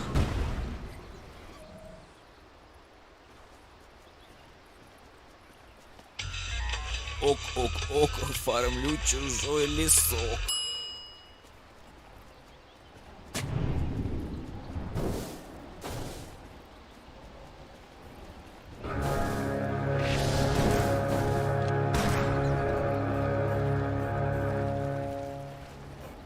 The battle's starting!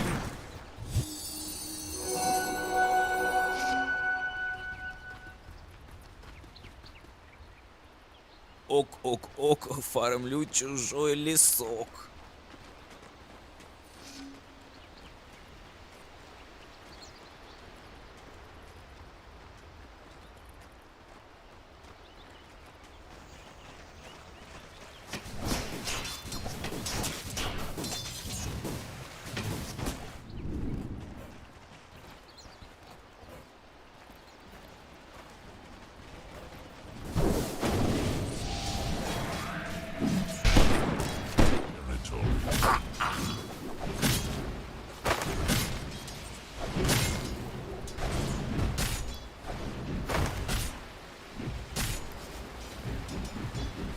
Look at that! Radiant's courier just got killed!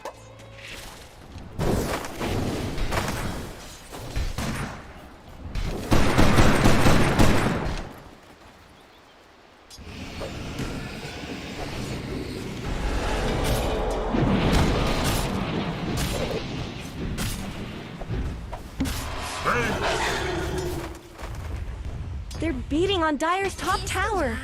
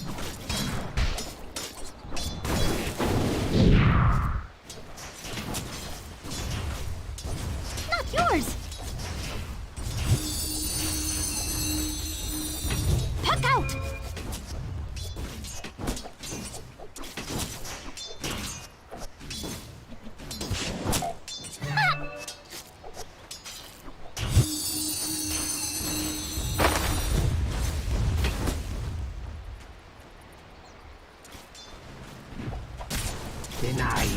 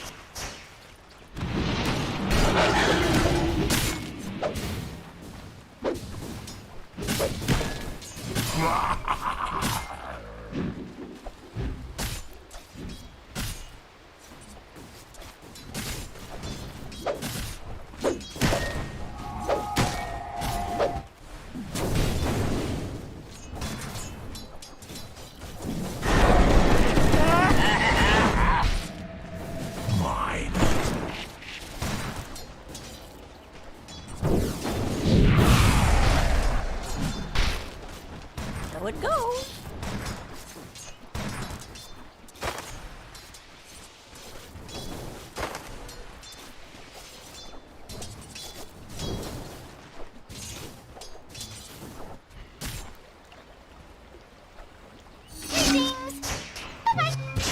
Silence, stupid nit.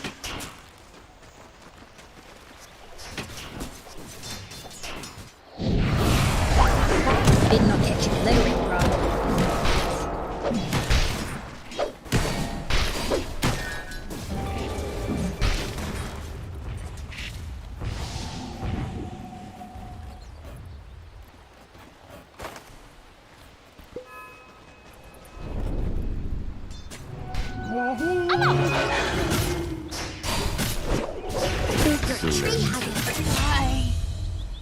Stay out of the pines.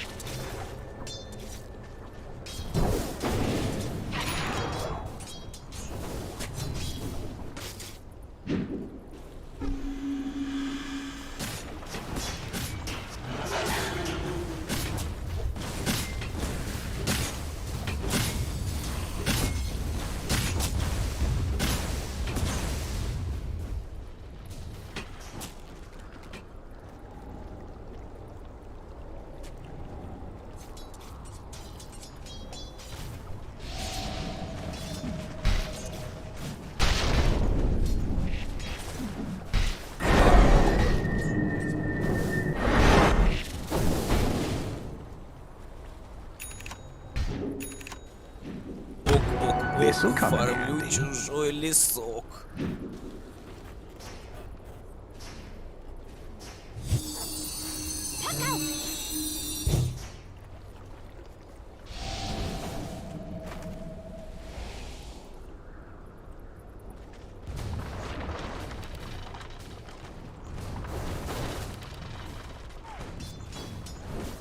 What's wrong? Double harm shall I deal?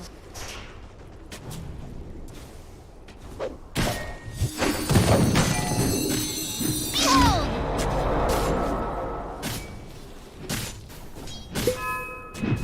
Radiant's top tower has looked better.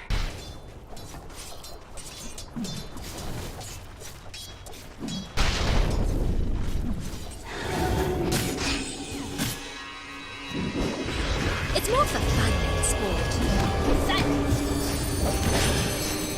Ок, ок, ок, фармлю чужой лесок. Radiant's top tower deserves just as much help as bottom.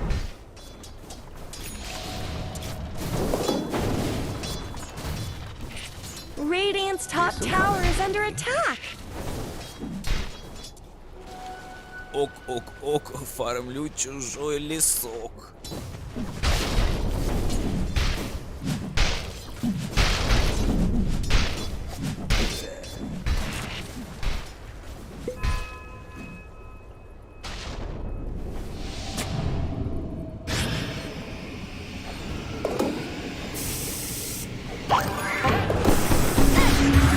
This battle. See you in the spring.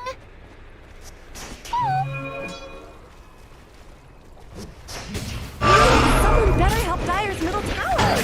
No great matter. They used to tell stories about this one in the Tomokan. What trouble with them? Dire's middle tower isn't going to last long.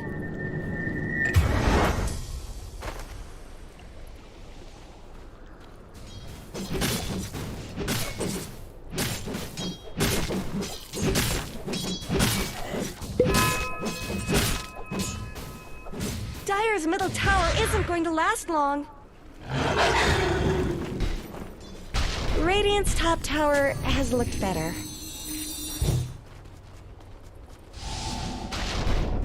A smidge can't hurt.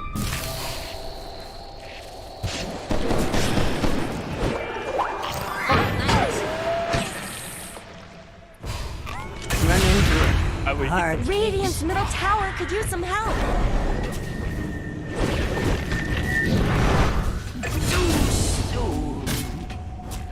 Radiant's middle tower is under attack. Okay, here I am. A prize. I don't think we've got much in common. They have a nice one. Well, I couldn't be invisible.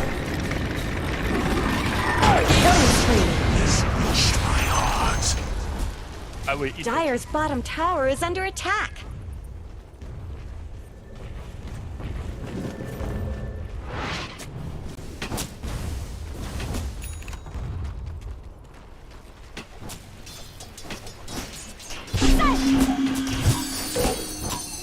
Behold!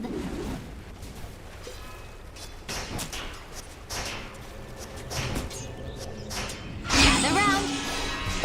I'm up! Yes!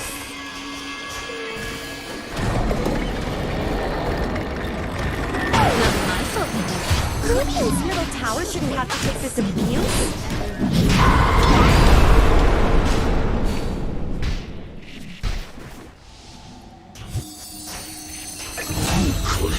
Radiant's courier has been killed.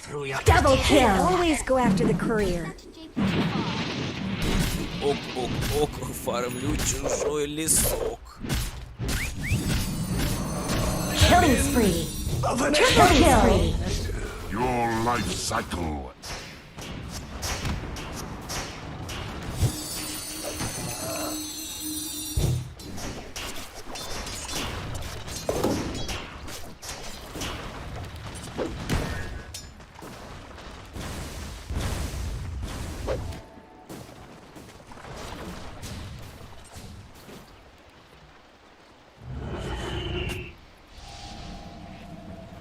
Dire's bottom tower needs some help.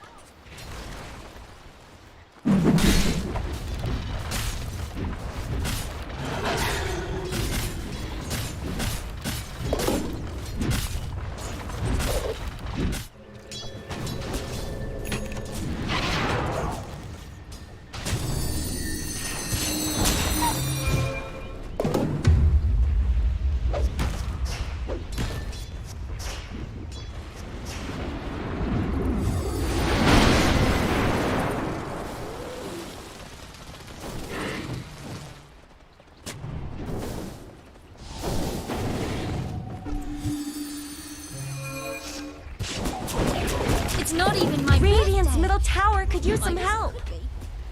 Regeneration.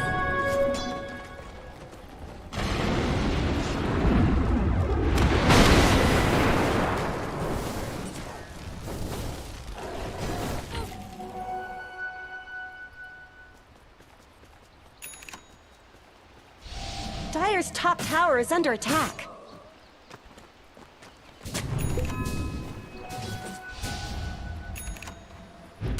Radiant's middle tower shouldn't have to take this abuse.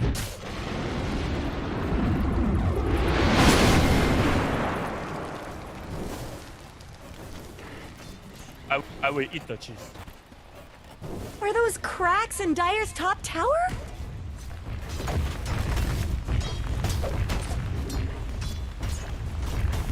They're beating on Dire's top tower. Haste!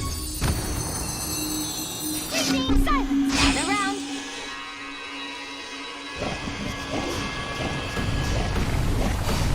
I'll remember this. And this'll sap some of their starch.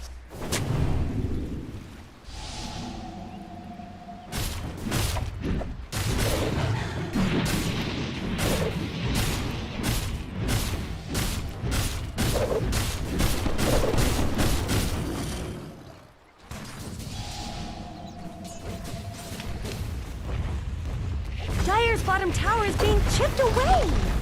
Dire's structures are fortified.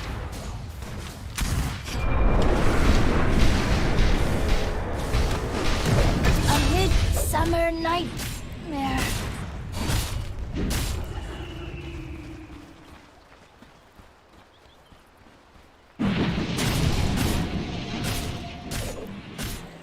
Are those cracks in Dire's top tower?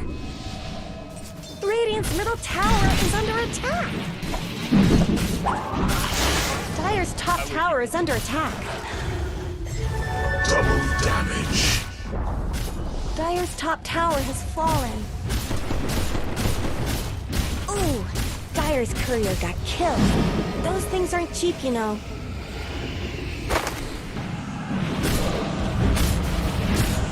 I hate to leave loose ends. Radiant's middle tower shouldn't have to take this abuse.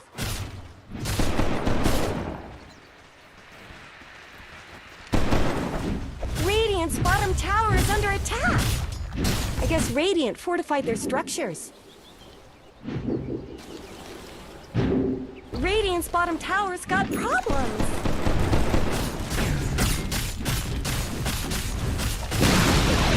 Radiant's bottom tower has fallen.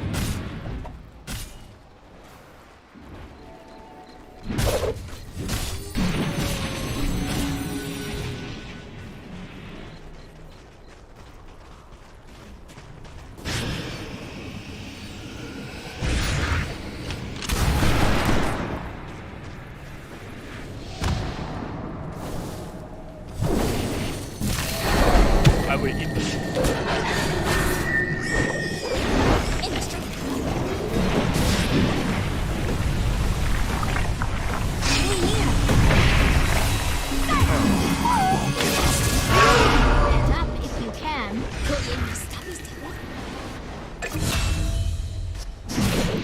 Double kill. Ок, фармлю чужой лесок.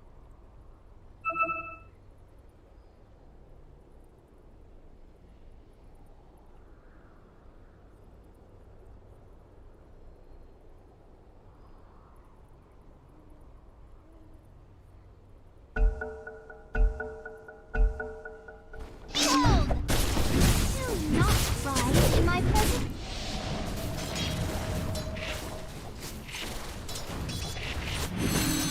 Greetings!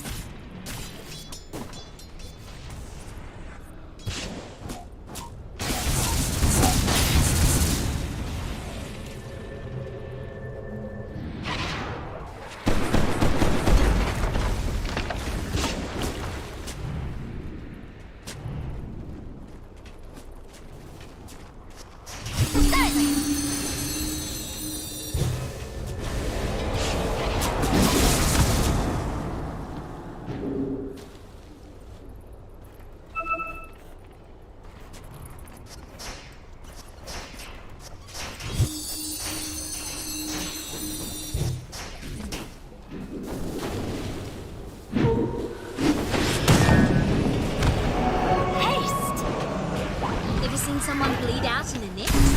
Killing spree. Unexpected.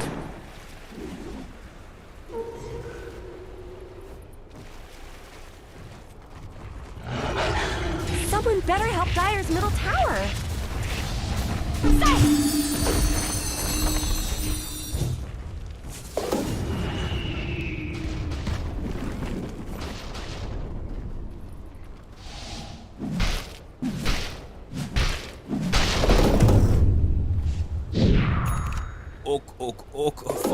чужой лесок. Dire have fortified their structures.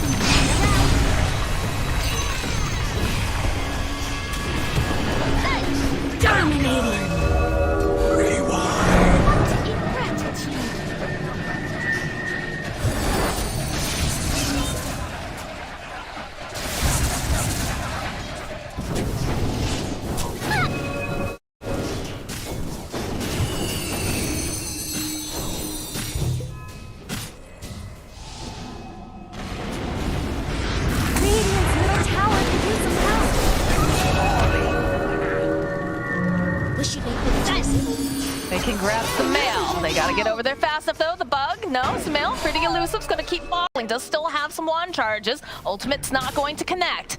33 turns around. Do they want this? Can they get this? I guess that's the question. Sumail's really breaking their ankles here.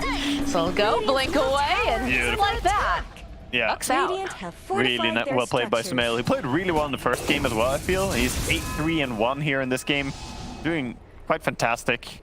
And we see again the coil on that Faceless Void. You see how painful it is if you leave the entire coil, and towards the end of it, he hits with a Waning Rift as well. It just becomes such a long duration that you can't do anything. There's 9.5 seconds for Faceless Void where you cannot time walk. That's almost always a guaranteed death in the early game. It's just too hard when you can't use any of your spells and you're just standing there like, okay, well, I'm leashed up, can't hit anything, now I'm silenced, I can't get any, Protosphere or anything like that, so. I was almost expecting him to do the Windrunner trick in this game. When he bought this Maelstrom, you can disassemble spam over and over and just go for the early BKB that way. But he is going for the BKB after Maelstrom instead. But could have been worth to disassemble spam here just for... Like, BKB is such an important item against Puck and OD. Short-lived creatures. Again, we see Snaking going down. Yeah, he really likes that side of the jungle, huh? Yeah, and Sumail says, fine, I'll kill you again, buddy. Yeah, I mean, just walk. It's like the cat that falls asleep with its hand open, right? Mouse walks in, just like, yeah, sure, okay, I'll take it. That's pretty much how it goes here for him. Is that a full Kaya Sanch? Yeah, Kaya Sanch on the Puck now. He's going quite rich from these kills. And like you said, Sumail really needed to pop off on this Puck, and he's definitely fulfilling that agreement here. Oh yeah, 37% spell amp now on this Puck. That's insane. At 20 minutes into the game, 37%. That's huge. Actually 40% now they swapped in the North Southman again. I think they're hoping that 9 will stick around a little bit too long here, because Puppy getting into position. Has the vision. Go start off with the Nightmare, thanks to that ward. Get a couple of value hits off. Snaking is nearby. The Fiend Script comes out, they'll cancel it. Yeah, gonna be the Soundfire. This is coming in. Puppy stuck in the trees, not looking too great, but Sumail poking away here. They should be able, no, they get the break off. Snaking still alive. Nightmare will come out. So buy a little bit more time. That's a lot of damage though. 9 will find the kill on Puppy, and Snaking will also get found here, but Yapster should pay for this. This is like Knight's still alive over the back lines. Waiting patiently, wants Sumail. He wants to be able to get this kill. He's tired of missing out, but Sumail, he's just too good. Yeah, and Troll coming out now, trying to fight the miss chances on him. Just trying, but there's going to be the follow-up from Ice with the stand. He's not quite enough damage. The buyback now coming out from Hoodwink. Has those boots of travel. They're looking to punish. Bushwhack over onto Ice. Couple clicks to the Acorn shot. That's going to be a dead OD. As Sumail, ooh, he just teleports out, getting very, very low. I feel like this guy just, he can't keep having this happen. He just manages to get out with just a sliver of health each time. He's very good at playing Puck. I mean, we always see him perform well whenever he plays it, I feel. So Tundra are now going to try and use this to get a Roche. Their team takes super fast Roche due to Weaver and Beastmaster in the same team. They're smoked up though over on Secret. They're too late. Oh, uh-oh. Misha. Gonna try to clear up these illusions, but he's not gonna be there in time, and he's gonna need the rest of his team to follow up very quickly. This is to get the Centaur stomp off. Huge Daddy Centaur just coming in with a stomp. Overlord Centaur. And big boy. It looks like now Secret, they have to figure out how they want to approach this. They've got the Aegis online for Tundra. And I'm not sure how they want to do this. Well, there's still chrono cooldown, so even though there's Aegis, how much do you care about Aegis on Faceless Void if there's no chrono? I mean, yeah, he does hit for a little bit in team fights, but I think you still want to take the fight whenever chrono is not available. That's pretty much how you need to approach any Faceless Void draft. And if you just let this game keep going for too long, we might see the same thing happen that we saw in last game, where Void can just pick whoever he wants to kill. Granted, this time they have Troll. Troll is a lot tankier of a core hero. It's not like last game where they just could pick the parts more easily. There's also the situation, though, of who gets the initiation on who, like we said earlier. Because, yeah, Troll is a great hero. You have some different saves coming out from the side of Secret, but all it takes, right, is one really good team fight where you get everyone either in the chrono, you get the pick off ahead of time on the Bane, or something like that. Yeah, it's almost like an ideological thing here. One team has a lot of saves, the other team has a lot of vision. So who will have the better fight? It's very interesting to see how it's going to play out. But definitely Tundra have an advantage in getting information before the fight starts. But Secret have great reactions to a fight starting. They can imprison, they can nightmare, they can cookie, they can do a lot of things to save their teammates. We're going to see which one ends up reigning supreme here, if it's going to be the vision or the save sort of draft. But of course a lot of that does come down to how the players move, and we've got some incredible players on both teams. You see a smoke up right now by Tundra. They're trying to move up from their own jungle. Might run into Sumail here on the Haste-Rune. Just stunning it. They stun him in place. All right, they just go and they use that Chronosphere. They want to get rid of this pump, and they'll get it. That's worth it. They need to get that big kill. Sumail has been tearing it up. He was on an unstoppable streak. And they have a big item timing too. They have the BKB completed for the Void, so yeah, he can be fighting even without chrono. Ready's time dilation. Gearing up. Ooh, nice break, but just not anything really to follow at this point. Tundra will just reset. Yeah, it's a bit of a scary here to go on the Satanic Troll as well. When you don't have chrono, you might, struggle to burst him, and if you don't get him fully, then he's gonna be back to full HP in no time at all. I mean, that is one of the flaws too with Tundra's draft, is that the control is there, but it's not the strongest, especially against a hero like Troll, who really needs to be controlled, and honestly is usually one of his largest weaknesses, right? Whenever he goes into that ultimate, being able to just make it so he can't hit and just make him useless seems to be very important. Well, they have one really good tool against him, and that's the Chronosphere, because he can't react to it. There's nothing he can do during it. Even when he gets his strong dispel, that's not going to work during the Chronosphere. Radiant's top tower has fallen. So at least they have one of the more useful tools against him later on. Oh, they're chasing Yaptor now. They are indeed. So, this is getting thrown out, but Isha nearby. Be a little bit careful. Bounce coming out from Snake King will collect.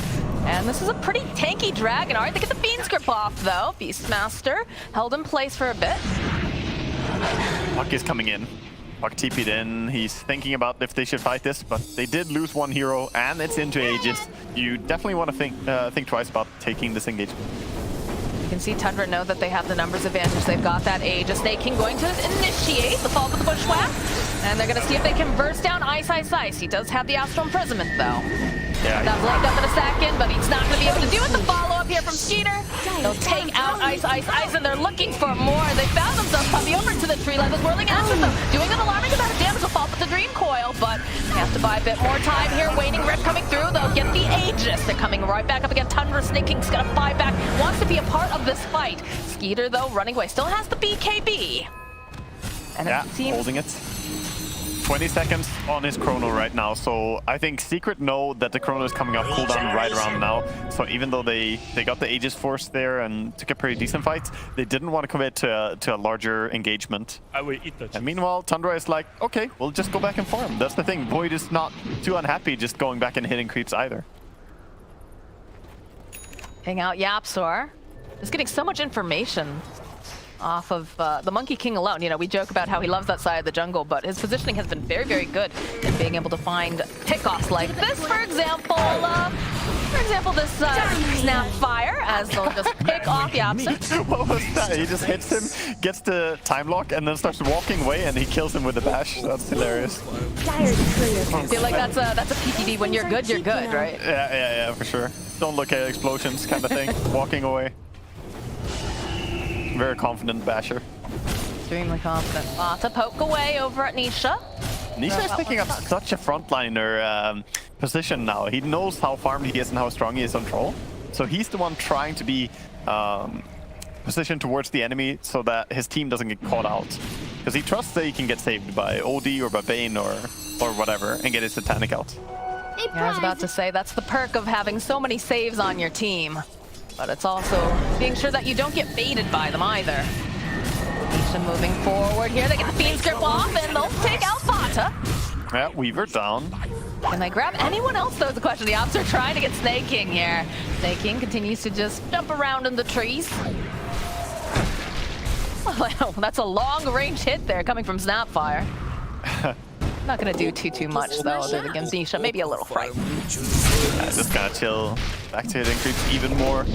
And still, I think, with the way the game is going, I feel like Secret are getting to a point with this troll where he's going to be able to kill anyone he wants. Because look in his quick buy, the troll has Blink Dagger in his quick buy right now. And once he gets that, he can actually pick targets. So far, he's been a strong force, but he hasn't been able to go on whoever he wants. And that's going to change soon.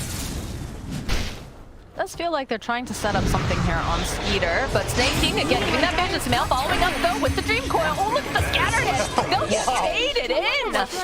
Beautifully done! Coming out from the side of Secret. Yeah, you see the combination there of the Snapfire Shard pushing people out of the coil. That's it's always cute to have some combinations with the Shard or with the coil. That's devastating. They were not expecting that at all. No, for sure not. They even had BKB on Face of Void. He just didn't have time to do anything. Happening to Radiant's bottom tower. Not time to react. And we get a nice little replay here. Yeah. Jumps in, think you can fight confidently. But then you just change that. Is under attack. Yeah, he had to immediately BKB there, like before the first stun lands, because once one stun landed, he's just chain stun for the rest of the life. Radiant's bottom tower is no more. And right after that, they'll go and take themselves a tower and start putting more pressure on the Radiant. Tundra sending 9 back here. Yeah, and they want to go high ground even. They're trying to force some form of reaction. Still 10 seconds to go, and Troll does a lot of damage in 10 seconds. They gotta get people back. Let's push out the fortification. Yeah, that's sufficient. Just getting the Glyph forced is already enough. I like the range bash.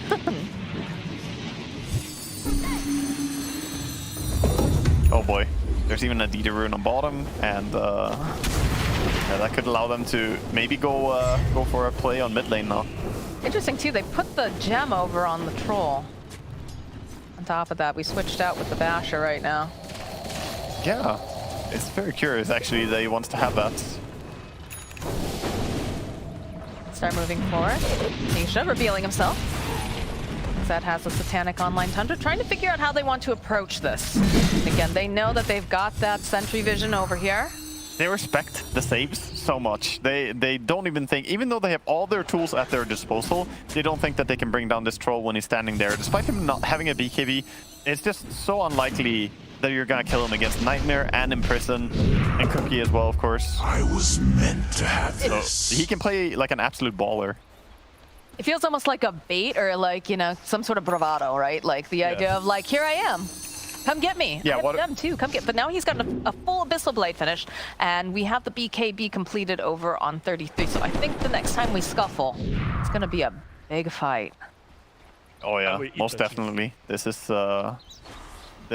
Secret getting all their pieces combined here, and meanwhile, Skeeter is getting towards his hive, Scotty.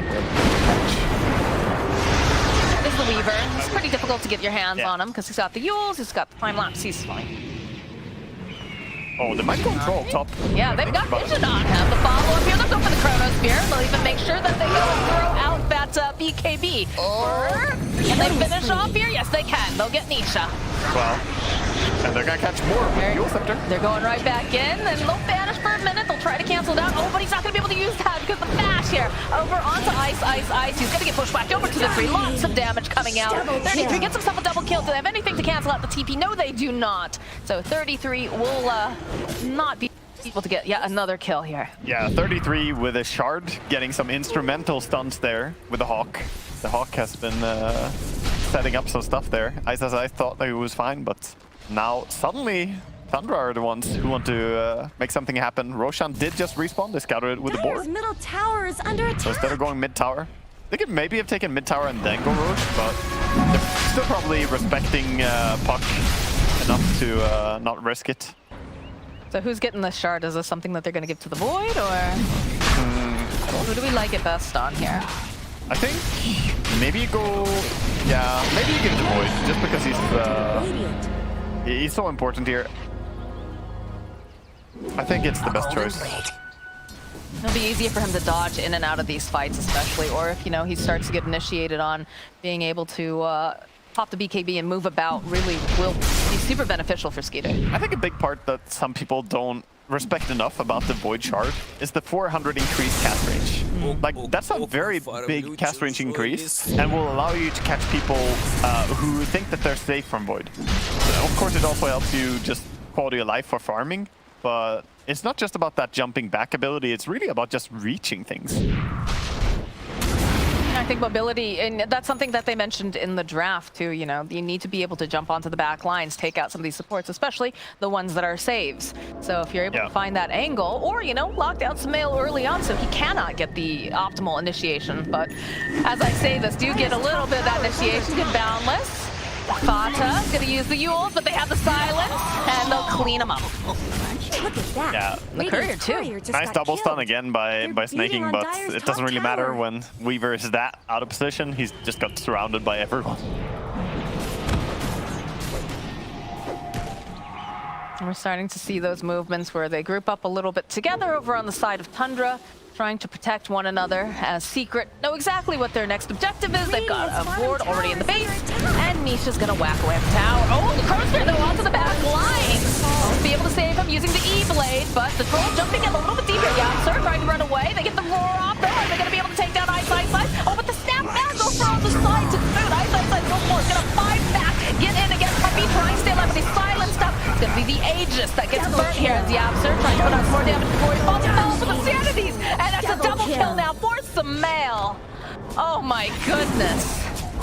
That was really, really good for Sumail, but that Troll got control, like he got distracted for so long there by the Hoodwink and just not able to do anything. It looked like it could be good for them, but in the end, I would say that Secret come out slight winners from this. They forced out more reactions, the double buyback. Double buyback, they also forced out some of the big ultis too. Yeah.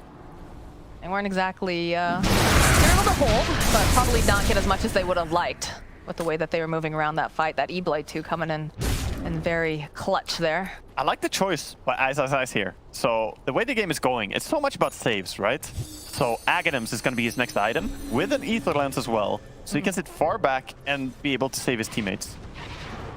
I think this is a really smart itemization for this game in particular. Snaking's just like, please don't look over. They got very close to him there. Yeah, he's always just hanging out somewhere. Is your spidey sense tingling, guys? Quickly as I go. Lots of sentries. They do have the vision. They know that the monkeys. Oh, look at Yapsor. You wanted him. Cookie hopping. Can't quite catch that monkey though. Yeah, he's like, okay, they have a Tinker ward. Pretty obvious. Well, he spends enough time up there. It seems like it'd be silly to not have one at this point. Radiant's top tower is under attack. And Nisha's gonna continue just pushing it out. We do have a full zoo, so we're gonna try to clean up the creeps, but Nisha just hits too fast, too hard. Radiant's top tower. So tower's gone. And another ward here. They want to keep tabs on Snaking. I mean, last fight he didn't have Blink Dagger on Troll. This time he does have it, so if you take a fight outside base, it's gonna be hard for Tundra to position in a way that he can't just Abyssal insta-kill someone. Because they don't have as many saves. Tundra do not have good ways to protect each other. They are trying to solve it though. Weaver's going for an Aghanim's next item, but he's only halfway there. Bottom tower is being and it's gonna take a little bit of time again. That is not a core Weaver, so always harder to find that farm and make sure that your cores are getting what they need as well. Yeah, I think Tundra need more time in this game. They needed to keep going so that they get that. If they get the Aghanims up on Weaver, a bit more farm on the Void with the refresher, then I'll start seeing ways for them to to dominate this. But right now, I think Secret are very, very strong. It's crazy to see the amount of just positioning items that Secret is trying to ensure that they get the initiation that they want, or the reinitiation in some cases. Whereas Tundra, we talk about, you know, the Shard being able to reach into the back lines, trying to get there quickly and make things happen. It's a very fun cat and mouse sort of scenario. Yeah. They're just both teams trying to solve the shortcomings of, the downsides of their draft, right? You pick something because it's good at a certain thing, and then you need to try and itemize to make up for your weaknesses as well. You see we got the Dragon camp set up here from production. We're just gonna clear out the wave, keep tabs on that. Nice. The rat cam on the Dragon. I like it. There's a lot of rat and split push going on right now. There's been a lot, it feels like, in this particular tour so we even far. have, Snake King finding a penta-edged sword on the enemy Ancients. Farming Ancients as a Monkey King. Very nice. Well, you gotta get those items somewhere. Yeah, he's working hard. He wants more items. He's fighting. You can do it, Snake King. He works hard for the money, you know? Doesn't get any more items, though, unfortunately. But look at the inventory here on Sumail, my goodness. Plus 250 Waning Rift, of course, for the talent.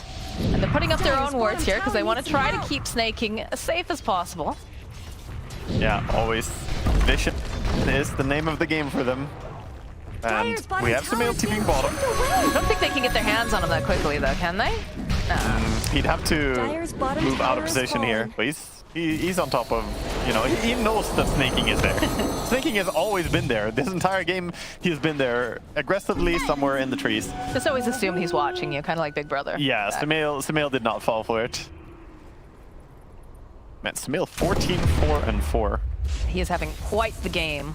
A lot of that too, just helping out with the Snapfire, right? With the Absol having that Shard, being able to get the kickback with the Snap and follow up with just the Waning Rifts and whatnot, just really nicely. Speaking of upcoming items, there's only 400 gold remaining until we have Aghanims on Snapfire out of all heroes. Well, then you can just dive bomb in your troll. He can even blink immediately after. So that is definitely a serious threat that's building on the horizon here. Just leaning harder into that idea of saves, right? Yeah, that too.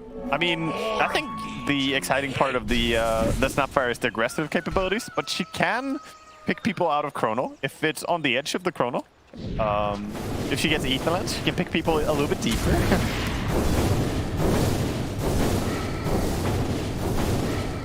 And she has mana boots, so maybe that will be a future item. Who knows? It's always fun watching Team Secret to see what they're going to build next. Always doing things a little bit differently. Yeah, this game is going into late game territory soon. We're 40 minutes in here. We have Swift Blink completed on Troll. Sleipnir too over on the Hoodwink, and we're gonna have a refresher. There's the Ags, like you just said, though. The Ags is completed now for the Snapfire, so I'm interested to see how they're gonna make this work. The bugs, though, they'll use the Chronosphere, and they're just gonna get rid of Ice. They don't want to have him around for next fight. Already just hitting that refresher, ready to go back in for any more fights that come up, and they've got their eyes on Roche. Yeah, you have no reason not to use Refresher if you used Chrono, basically. You should always do it just ASAP. Unless you would run out of mana or something, but yeah. Yes, that's ready again. There's no buyback on OD, so they could try and take more fights. No? Does he know? They go for the Dream Coil, though. They found themselves a Hoodwink. And they'll cut down 9. That is the bigger kill right there. He does have buyback available. Tundra wants to go Roche right now, so he will have to buyback. If they want this, I think Hoodwink has to buyback right now. It doesn't feel like Secret. They should. Do they know? Yeah, it doesn't seem like they know. Their movements are indicating. Okay, Anisha's starting to investigate. Does see Fata. Fata's just going to try to play with them a little bit. They're getting away with it. I'm very surprised by this. Yeah, they're just going to be allowed to take the Surf Shard. Oh, they had no clue. With a Refresher Shard on it, too. Oh, my God. The Faceless Boy just is decked out now. Look at this. Nisha just a little bit too late. 2 refreshers. With the double damage rune, too. Oh. Yeah, that is really rough. There's the Weaver Ags. Like you said, getting into the late game, we're starting to see some of these big ticket items coming out even before the sports. I mean, this is lining up for some ridiculous late game team fights right now. With the items that we're seeing and the stuff that's happening, we're gonna have some crazy saves. We soon have the Aghanims on Odie, Aghanims Weaver. There's Puppy's got his eyes on an Ags too. Yeah. Everybody wants an Ags this game. I mean, then you have just the Time Walk from Faceless Void and, of course, Titanic Control. The HPs are going to go up and down and all over the place.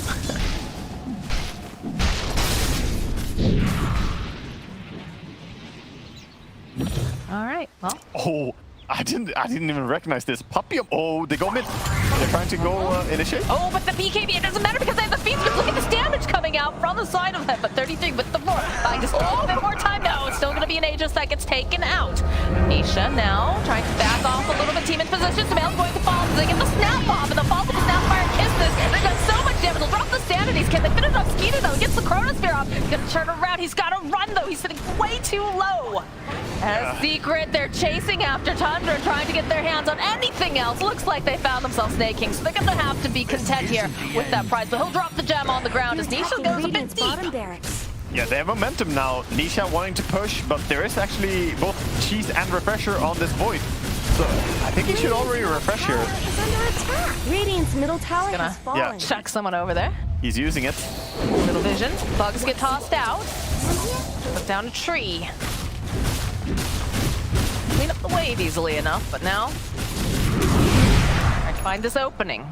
Void just gonna go forward and back and get that next level Dagon on Samael. I love their positioning. They're just sending in Nisha when they push, and everyone else sitting so far back, not even close to it. Because what are you gonna do? Go on your Void? Like, he's not gonna die. I know everyone's good. You know, we get the 2 more Aghanim Scepters completed now over on the... Yeah, Bane and the OT. Bane has Aghanims. Bane Aghanims is also really stupid. It's very strong. It's still bugged, by the way. The Illusions are supposed to take 700% damage. They take 200% damage. That's a big difference. Yeah, I mean, it's 500%. Just a little bit of damage. So those Illusions that Bane gets casting Fiend's Grip, they're supposed to die to like almost anything. But now they're actually quite tanky, and you need to stop both of them, of course, and Bane himself, if you want to protect whoever he goes on. I think the easier save, though, is just time-lapse whatever gets crypt. That's how you get out of it. All right, well, Tundra just trying to clear up these creep waves, trying to push them off of their side of the map. Still have that cheese over on the Void. And he's already, he's going to have to wait with that refresh orb, but he does have Chronosphere back up. So if they can find an opportune fight, could make something happen here. Positioning from Snake King, he's hunting. You have some nice vision up. They do have the gem though. They were able to take off Tundra. Yeah, Samael just sitting there. He's got Aghanims, right? So he's thinking about going on the Void. Gonna back up though. Boundless. Gonna cut through this Overlord creep. Easy gold. So for Secret, they really want to find Weaver. At this point, that's the key. Like, that's the golden snitch or whatever it's called, right? they want to get that one. Because unless they go on Weaver, they always know that the fight can be reset from the start. They cannot catch the Void and kill him from full. Got to be a lot of pressure being placed on Fata to ensure that he gets that perfect positioning. It does help that he's got the ninja gear though, right? Yeah, for sure. Oh, they're gonna jump over onto Skeeter, use the Fiend's Grip. Snake King trying to clean up over onto the back line. Dream Coil will get used as they drop the sanities. Roar coming out over that line, but they'll eat the cheese. So this Void's still gonna be alive, but the snapping over on it just breaks. As look at the kill on 9. Skeeter turns back around. He's got that Chronosphere. He's doing a lot of damage with that BKB, but he knows he can't do quite enough. So he's gonna change the targets now over onto Puppy. Be a Nightmare tossed out. Oh, 33 being able to place. Fata's sitting very, very low. Does have the Yules, but he is going to fall. And now Skeeter just keeps jumping in and out. And 33, oh, he's survived for quite a while. Is he going to be able to break the ankles, though? Is he going to be able to make it out alive? No, they find him over into the trees. Yeah, beautiful. He knows. Nisha, not going to be fooled. Man, at the start of the fight there, did he get a single chrono out before he refreshed? Someone better help Dyer's middle I feel like he refreshed before he used a single chrono, right? He got the one, for sure, yeah. Yeah, I think he only got one out. Oh boy, look at this. Nisha just doing so much damage. Double Cardi wave. Gonna be the buyback from 33. He's tearing into the base. They have to buy back everything if they want to defend. But even then, is he gonna back? They're hoping to put out enough damage. Nightmare from Poppy. They have the Gleep there. They'll pop the Fiend's Grip yet again over to Skeeter. They're gonna just put out as much damage as they can. If they can take down this Void, things are gonna look so good. But that Bushwhack holding over onto 2. Can they finish on the F? They'll be able to get Yapsor. Nisha, though, still alive. They need to try to get rid of him. Nice dive bomb into place here. Skeeter with the BKB. Nice Nightmare again coming out from Poppy. Ethereal Blade, they just buy so much time, but eventually they'll take out Nisha as Puppy is forced to oh, we can't make it in time. They find Puppy. That was the last second right there. They do get him. That was beautiful time lapse by the Weaver, saving the Void there. Radiant's middle tower is under attack. Yeah, that was really crucial. And maybe Secret a little bit too aggressive there in their push. Now they're gonna probably try and force Secret's buybacks here. Tundra, they are shoving out bottom, but most likely they want to make something happen during that timers. And this is scary too. 9 with that talent here. But yeah, taking a look at this fight yet again. The tower isn't going to last long. Look at the time lapse. He's holding it, being patient in the back, but Weaver, they didn't find Weaver, so he just saves the Void, and then the fight is reset. All your hard work to try and bring down Void, just all for nothing. Well, it enables you to turn the fight around so nicely. Yeah, I mean, that's why initiation matters so much. It's about vision, about who you can see and who you can catch. And if you cannot find the Weaver or put yourself in a position where Weaver cannot be close enough, then this, these fights are very, very difficult to take. It looks like they're not going to push too hard over at Secret. They'd have to push out a lot of these waves, and they're not going to be able to force out those buybacks. But they're going to buy a bit more time again for themselves on the side of Tundra. Yeah. They didn't force the buyback, but they did make the lanes look a bit healthier. They pushed out mid all the way, pushed bottom quite far, and they farmed the jungle plentiful. So still good for them. Even after that, winning that fight, they're 7,000 gold behind. So it's understandable that they don't want to risk going high ground, that they didn't have buybacks themselves. Leading on Dire's top tower. Void now with the nullifier, by the way, and Mjolnir queued up. Alright, there it is. There's the Chronosphere. Oh, but Puppy coming in with the Fiend's Grip. As they're gonna go follow up with the Dream Coil. Now Firefox is coming out. They'll be able to take down Bottom, so there's no save this time. If they're able to find the opening, they'll get the kill on Puppy. Puppy buys back. Astro coming in, they get the break off, but not gonna be able to quite finish off the Troll, as now he's handing it over on the cliff.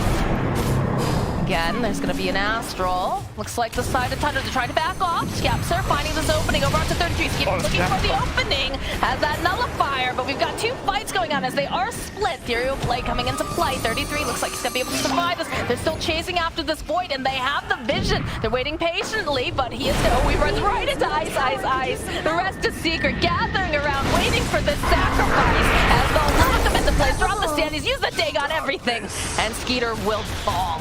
Yeah, they persevere in the end and take him down. Wow, I was watching that fight from Nisha's perspective. He was locked down forever. I think in that fight, if that fight was 45 seconds long or 50, he probably was stunned for 90% of that. Nothing more frustrating than when you can't play the game of Dota 2 because it's locked down the entire time. Well, all those stunts, but they can't kill him and can't threaten him, so he's still pretty happy, I guess. Nice long-range creep as they'll get a bash up over onto 33. He goes and refreshes. They'll turn back around. Use the Bushwhack buyback coming out from Skeeter. They try to find the opening. Cookie hop forward. Dream Coil gets latched on over onto the Hoodwink. They'll drop the Wukongs. They try to put some more damage down over onto Nisha. The roar comes up, but it's a good save. Fiend's Grip being held into place there. Skeeter, he can't do anything. As the BKBs go right back in again. Looks like they might be able to get Puppy. Eventually, they have to wait. They have to be patient. And Puppy eventually does end up falling. Yeah, Puppy is dead for 110 seconds. He used his buyback earlier. That was a beautiful Fiend's Grip by Puppy, but they don't have any other damage going into the fight right now, other than the Troll. I mean, Puck is able to do something, of course, bursting with his Dagon E-Blade combo, but even though there was a full grip on the Void, nothing touched him besides that. So it's really complicated fights, and you can see how both teams are trying not to get caught out. But this time around. Secret gonna be able to go right into the pit, and they are smoked up over on the side of Tundra. And this is so Look how fast he goes. Oh my god. Okay, all right. They'll find Yapster over on the back end. Can they finish him off? That was the question. Nice scatter, but the Roshan is happening. Comes out. Bottom forward, the ages of the Immortal Skeeter going in with that perfect. Goes and refreshes immediately. They'll follow up with a Meteor Hammer, but doesn't really seem to matter when you've got that BKB. Ninja trying to fight back, but the save comes out. A Smail calls 9. They'll back off again. Nisha looking for his target. He'll find 33, but Skeeter's gonna try to get as much damage as he can. And they'll just follow up the disarm coming out. Another Chrono Spear that just comes out. But the Skeet from Ice Ice, they can never get their hands on this man. Oh my god. Skeeter's still trying to kill Nisha. He ends up getting rooted into place. Can they actually kill this man? Gleipnir comes out again. Oh no, Skeeter just getting handled right now as they have the lockdown. Ice. Oh man, again. He might be cut off now. And yet again, Nisha waiting patiently here. They get the Meteor Hammer off and they kill Skeeter. Fonta now running for his life. He had a cheeky steal, but they do manage to get that ulti off over onto Ice. He's going to buy back immediately, cooking up forward. They have the vision. Nisha squashes himself a bug as their base is just getting destroyed by creeps. Yeah, they're going straight for it now. Troll is level 30, is heading over there. Is even traveling over. Who needs walking? Oh my god, these fights are ridiculous. People just can't attack or kill what they want. It's just it's like a long, dragged-out battle of who has the most save and distraction. Oh, 9. He was trying. He wants to get them off of his base, and I decided to just throw them in. They start dropping the items. They're having a good time. They know that this game is in their hands. The GG gets called. Team Secret. What a game. Yeah, that was, like I said, some absolutely ridiculous late-game team fights. That was pretty much what I expected. It's so hard to analyze even what should be done, and probably some of the most difficult fights to take ever as a player, because you're not sure who to focus or who you can burst, because there's just 10 different ways that the fight can play out. Whoever you go on, it can just, you know, take a